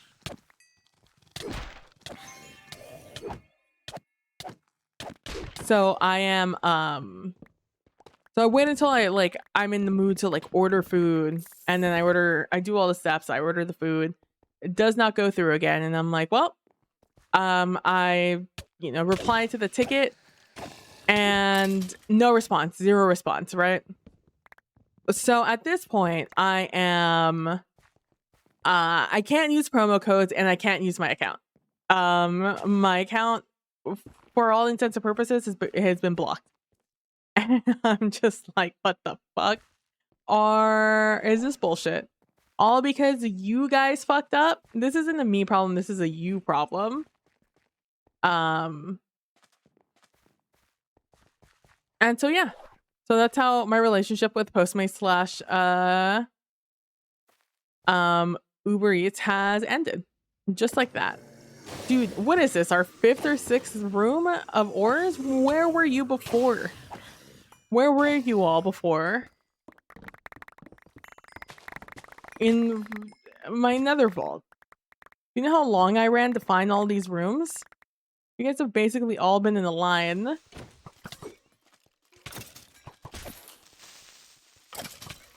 Which is what honestly hurts the most.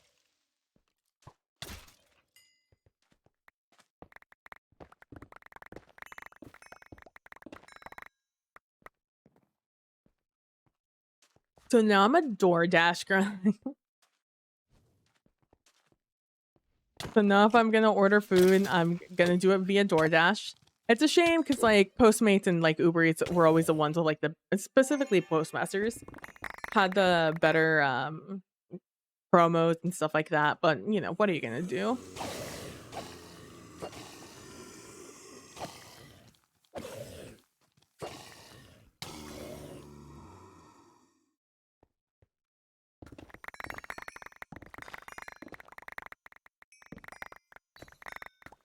I haven't tried it on like my parents' phones to see if their accounts have been canceled.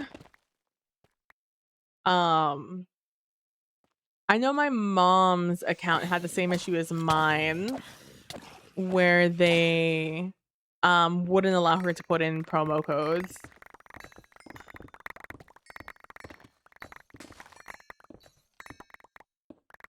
And they did get angry at that account because I ordered from it using a promo code I had also used on my main account.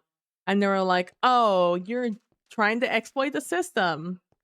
And I'm like, no, I'm just trying to use your promo codes and you guys blocked my account. So I was like, oh, let me give it a chance on this one. But they also got angry at that. So I know my mom's account has that block on it. I'll be honest with you. My dad's account not really made for that kind of stuff.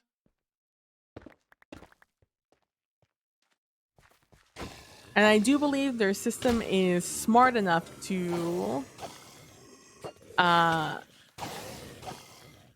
know now if you're like using multiple accounts or like what's linked to your household, to the address, which is a shame, but you know, it is what it is.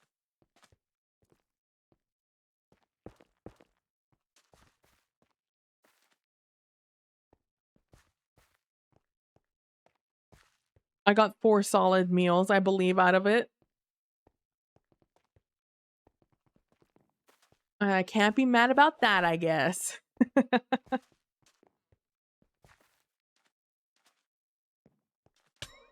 I have time to loot this? Oh, well, RIP those chests. Did get rid of the cactuses I was worried about though, so I guess that's nice. That's a shame. I pushed them back. As you can see where the bubbles are, I pushed them back to here from like over here. And despite me having, I believe, murdered him, he still blew up. It's a shame. Those were, I really wanted to farm those, but alas, here we are.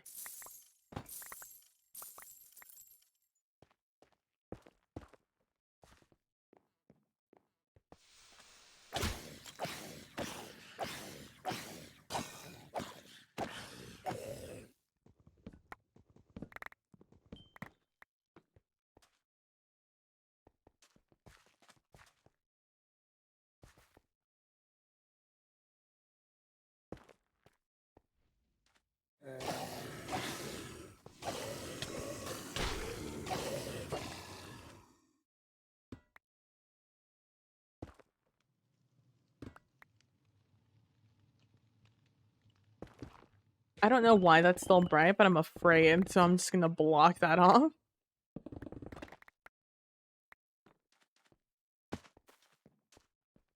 I don't remember that, like, I'm almost out of time here.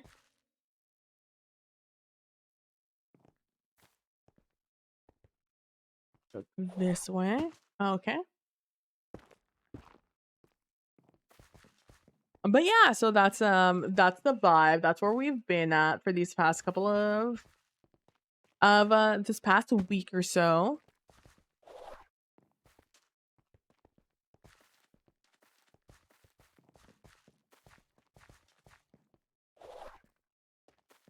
Dude, I can't wait to go to bed today and then wake up 3 hours later.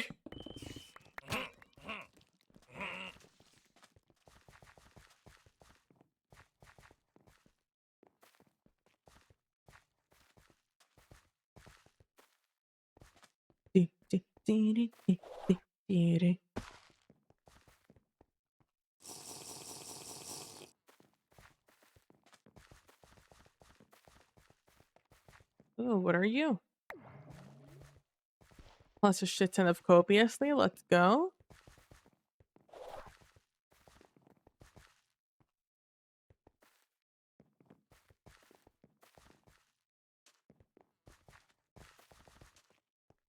I mean, I'm not gonna use it because I'm like gonna leave, but it's nice to have, I guess.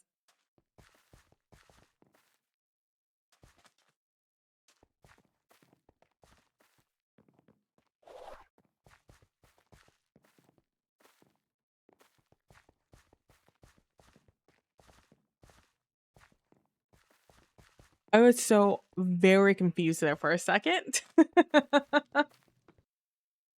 Oh man.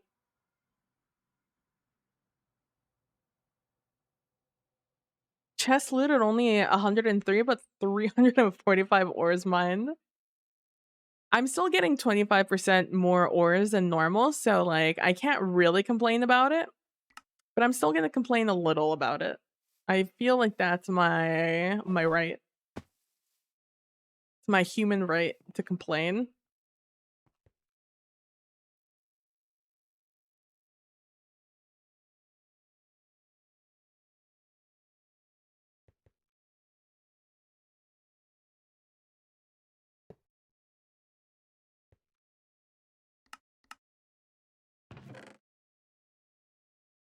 that away. Let's see what our loot is.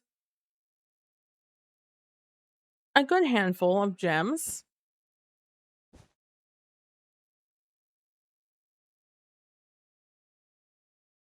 Oh, I'm full. Interesting. Oh, oh, that's so many gems.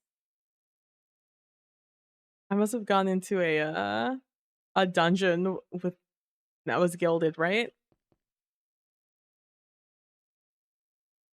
I've gotten a lot more Hydra Voids recently, which is pretty cool.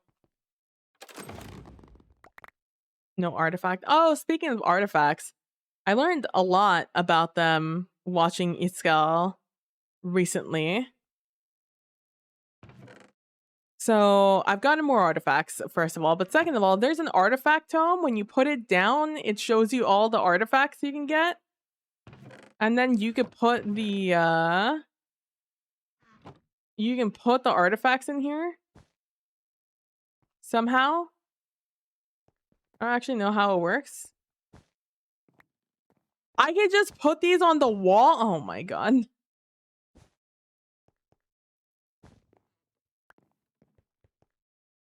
I guess it's just a hologram.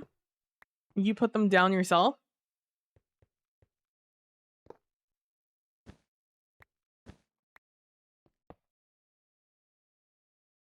Yeah, you could just straight up just put this shit down. I was like, what the fuck? I can just do that. I had no idea. I didn't even know this existed. Apparently there's a quest for it in the book. But like, I'm already past that point in the book. So I didn't have access to it. It's in the trinket section, I believe. Or the artifact section. Yeah, artifact tome. Like, that's so obnoxious. Oh, you drop them in fire to burn them into an artifact fragment. Oh, the more you know. I had no idea.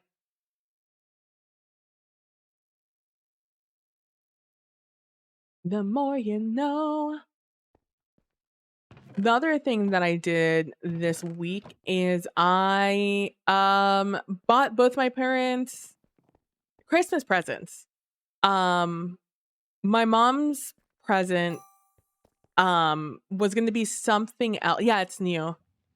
And I think it might have come out in 11, one of the 11 updates. But it definitely did not exist recently. Let me just put it that way. Um it's very cool. Had no idea it existed. But yeah, I bought my parents Christmas presents. I was only planning on getting one of them a big present for Christmas. And a big present, I mean something that's expensive. Because again, I'm an only child.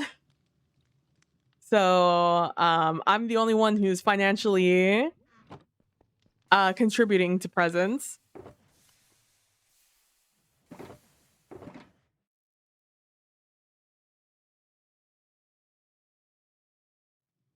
This is also the same. So I was big debating who was gonna get the big present, if it was gonna be my mom or my dad, because they both I had ideas for both of them for expensive presents. And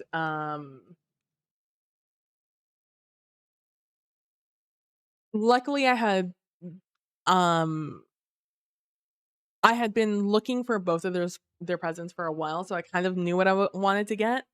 And I often went into like the websites for them to see like, is this what I want to, is this the brand I want? Is that the brand? Because I've talked about it before. I wanted to get my dad a tablet and I wanted to get my mom a new Fitbit. Um, so I was planning on, I was like hemming and hawing. It was either going to be my dad getting a tablet and my mom getting a new band for her Fitbit, or my mom getting a new Fitbit and getting my dad something else that he might like, maybe another book with a bunch of pictures of old cars. Um,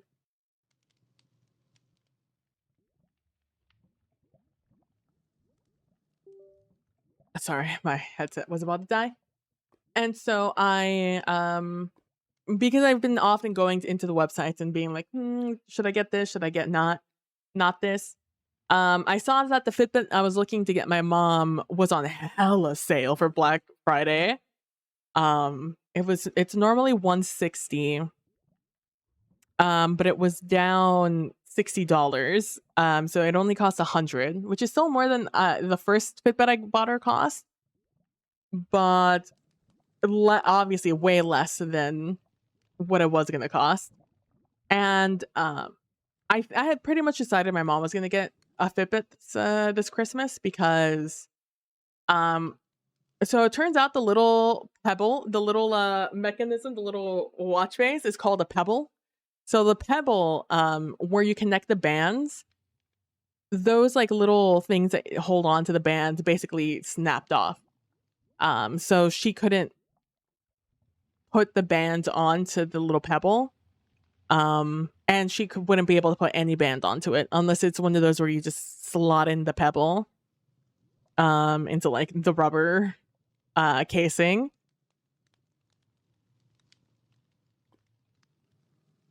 Hold on. But yeah, so I wanted to, and because that happened at the end of last month, I pretty much decided that that's what I was going to do. I was going to get her a new Fitbit.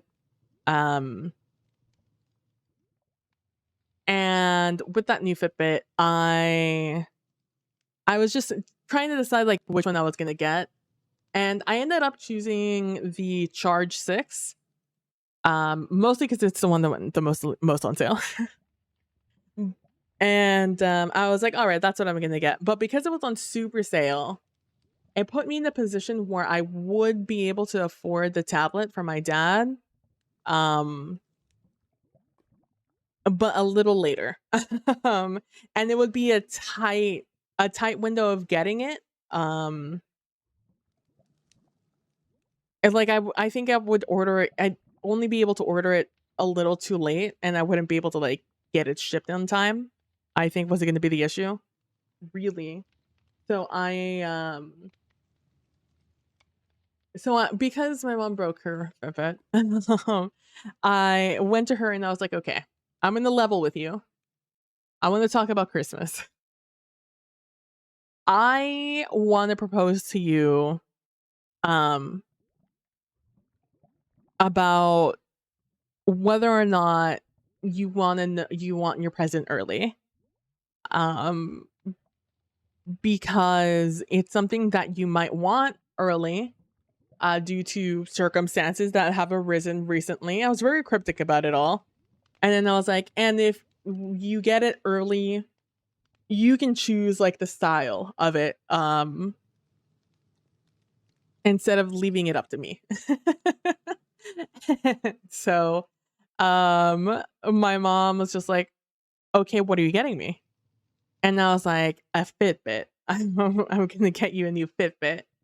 And I showed her like the 3 different colors. I was gonna go pick the rose gold, essentially colored one, and the coral band. That was the one I was gonna pick out for her. But she chose the obsidian one, and I was like, or the all black one, and I'm like, that's very me coded. But I got her that one. Or that's the one I was gonna get her, but she chose the black one. And at the end of the day, she told me to surprise her, but like she had already chosen it, so like it's always hard to get things like that for my mom because my mom wears a lot of gold jewelry. So it's hard to match things to the gold. And like the black had been doing a good enough job. I do plan on getting her another band, like a secondary band to wear. And because of that, I was like, okay, I can afford my dad's. So I have a plan to get my dad this tablet, and I can afford it, but I don't think I can afford it in time for Christmas. So if you want to go halvesies in the present for my dad, she didn't have to go halvesies. I could afford it up to a point. But she was like, oh no, yeah, I'll play for half for sure.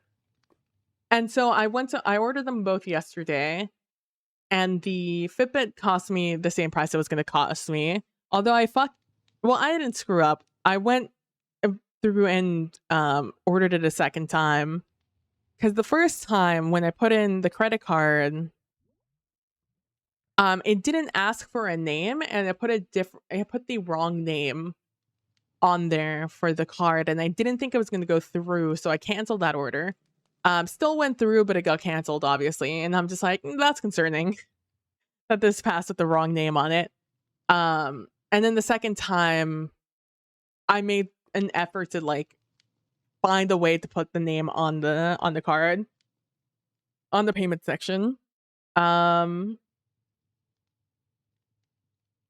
Which they didn't have. Like I had to go through like a roundabout way about going at it. But my mom also wants it on Christmas. She doesn't want it now, which I think was hilarious that she like was like, okay, but like, what are you gonna get me though? And then was like, I'll wait for Christmas. I was like, shut the fuck up. And my dad, I ordered him a Nokia T10 tablet, which I had quite literally never heard of before. But when I was researching it the other day, this one came up and I was like, okay. And then I watched videos for it and it's pretty much exactly what I was asking for. I was hoping to get like a more pixels on the screen, but for the price point that I was looking for, because I don't need to get my dad anything expensive. God bless my dad. My dad's now good at technology. But he uses a little flip phone to watch like YouTube, and that shit is so cringe to look at.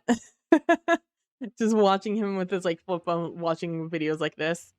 So like I've wanted to get him a tablet ever since. And it doesn't need any bells and whistles. It just needs to be able to watch videos. I just needs to watch YouTube and probably TikTok, because he can't watch TikTok on this current phone. And so it's a small little tablet, an 8-inch 8-inch diagonal tablet, which is nice. It's Nokia, and I trust Nokia for their build quality, which I think is also going to be important for my dad, because it's a much larger piece of technology than I think he's used to using, and I'm afraid he's going to drop it. And we have tile floors, and so it's originally it's like 170, but it was on sale for 125 on Amazon. But on the website, it was on sale for 119. So I ordered it from the website, and it was 119. And then finally, guys, those stupid extensions were like that like go through a bunch of coupons to see if it'll apply to your order. Finally, one of them went through. And I don't know if it's like a 10% off deal or like what the deal is, but it took off $12 off the top. So this item that was going to cost me $119 plus like $8 or $9 in taxes ended up costing me $116 with taxes. So it cost me even less than like the MSRP. And I was like, sheesh. So I saved like $20 that I had already spent in my head, which is why now my mom and my dad are getting a case for the tablet and the new wristband. Because it's just, I have the money to pay for both of those between now and Christmas. So I'm pretty happy about that. I've never actually bought their presents so early. I'm usually a very indecisive person. But because I already knew what I wanted to get them, like pretty much from the summer, I was able to budget it out. And like I said, I was really only going to buy one, because both of them were slotted to be like almost $200 after taxes and shipping and stuff. So only one of them was going to get something, and the other one was going to get something a little lesser. But, I'm happy I got something for both of them. Because I would feel bad to give one of them something big and the other one nothing. In fact, I was debating just buying the big thing and just, like, holding on to it until I was able to give them both something. Oh, no. I'm out of stone. I'm out of stone.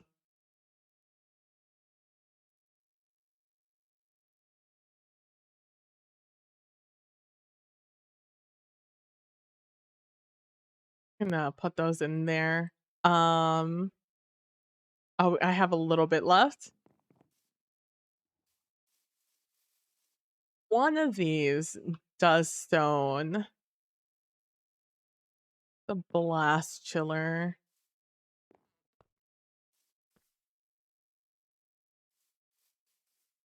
I'm fairly certain I own a machine that gives me stone. I might have broken it down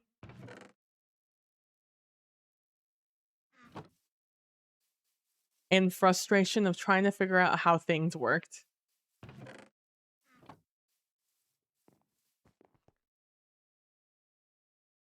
It's not an aqueous accumulator, it's a thermal expansion thing. Well, I have 4 blast chillers, that's funny. Sawmill, vacuumator, vacuumator.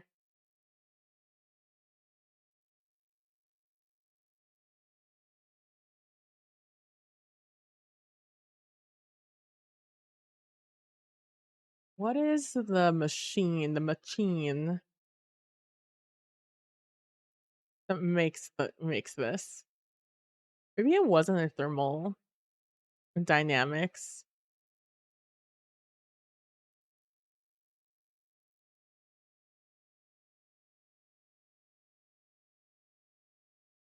I can't believe I'm about to look up how to make stone.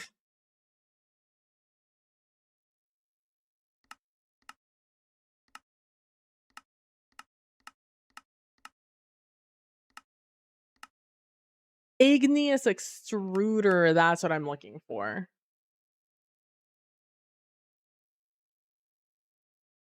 The real question is, where did I put it?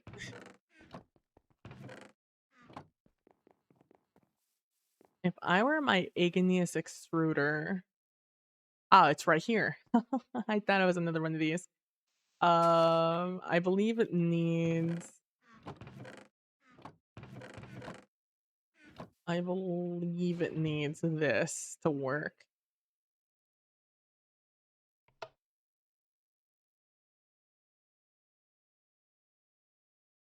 Oh,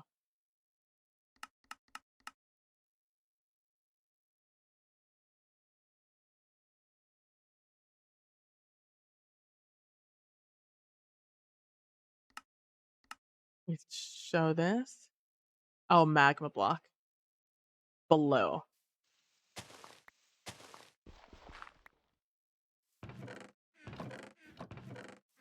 I don't have a magma block near here. Hold on. Hold. Everyone hold. But I've never bought presents this early. And I wonder how it's going to feel.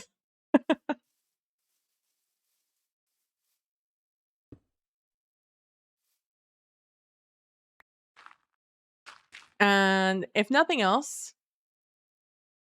my mom liked the present.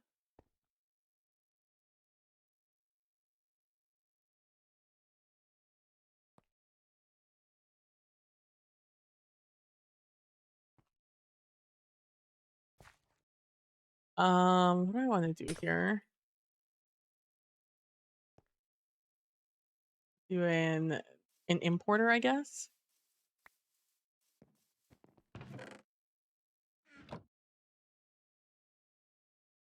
Import.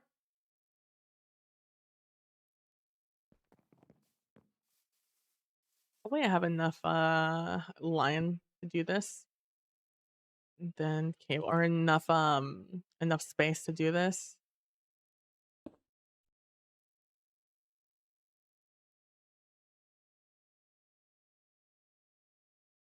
Need an accelerator.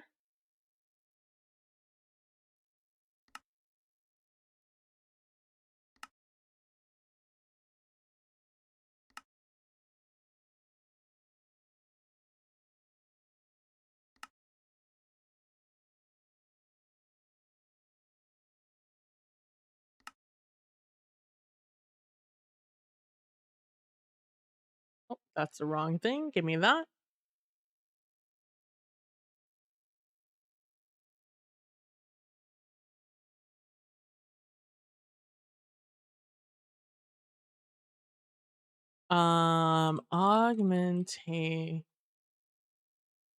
Augment. Which one of you makes this one? 2, 1, 2, 1, 2. 1, 2, 3.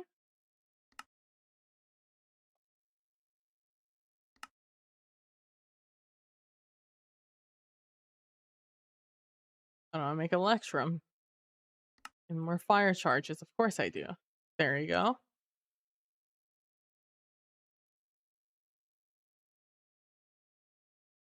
Let's do 24. I don't know how many more of these I need. 1, 2, 3. 1. I need you.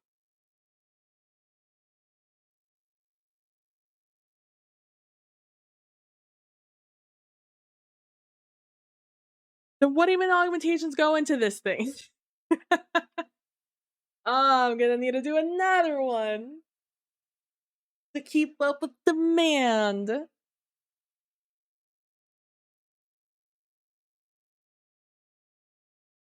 Yeah, because I'm still losing it.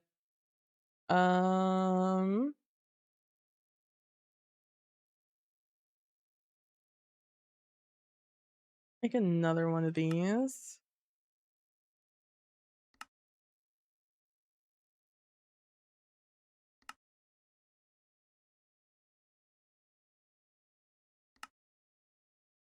This, do that.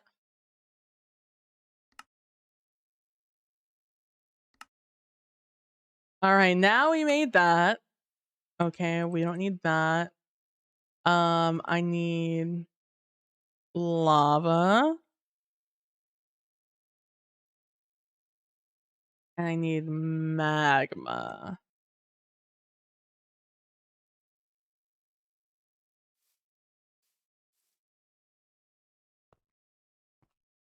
Mm.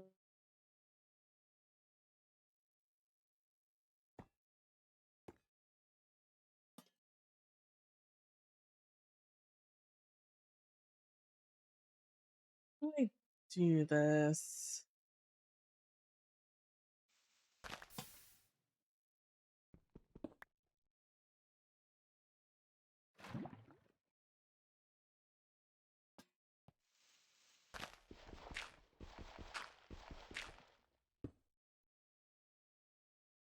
All right, we have that going for us. Need another import bus. I need a cable. I really need to create an area for this stuff. But for now, this is what we're doing, I guess.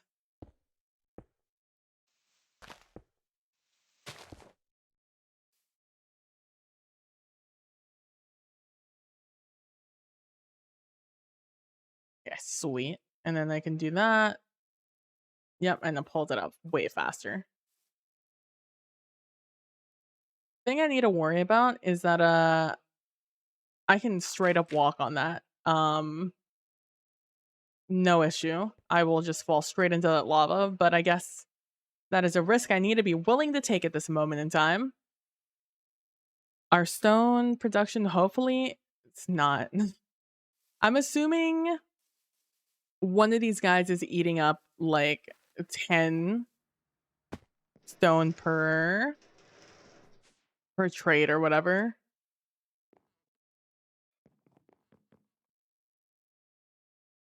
Yeah. Yep, 43.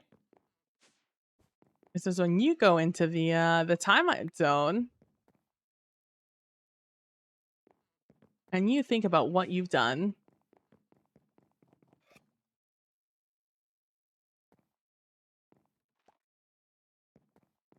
I think which one? It's you. I'm like, one of these guys goes for 1 per. Are we doing on emeralds? 1500. Let's go. We're doing on turtle eggs. Turtle, turtle, turtle. 631. Let's go. It asked me for 70 turtle eggs, by the way, if you were curious. Which is why I had to figure out a way to farm them. Right. If I do go low, I can look at 2 numbers at once. All right, we're at 414. We're back up on that one. And then, oh, what's the other one? It was vines, the other thing I recently put in. We're at 315. Could be better, could be worse. It's a nice little passive gain. Not too mad about it.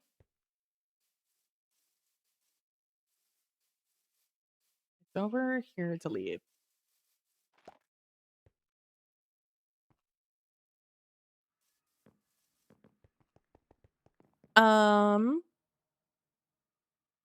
But I think I'm gonna call it there for the night. I know it's a little early for this stream. I usually go a lot later. However, I'm sleepy. I'm tired. It's been a long day. But thank you guys so much for watching. I really appreciate it. Thank you so much, Carolyn Sat, for the follow. And there should be a stream tomorrow. Yeah, sometimes you just need rest. True. Yeah, thank you, Derek. Tomorrow there should be a stream. I'll probably stream during Thanksgiving and stuff like that. It's gonna be just a small family affair here at the house, so I'm not going anywhere.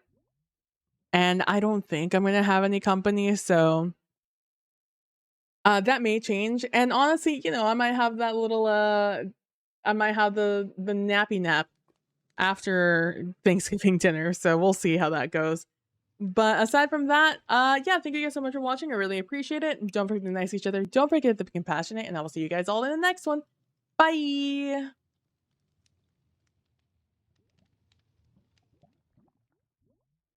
And as always, thank you guys so much for watching. I really appreciate it. Without your support, honestly, I wouldn't be able to do I wouldn't be able to continue upgrading stream. I wouldn't be able to just afford nice little extra things. And honestly, I was with the help of you guys that I was able to afford my parents Christmas presents this year, so I appreciate it. Or have both of them.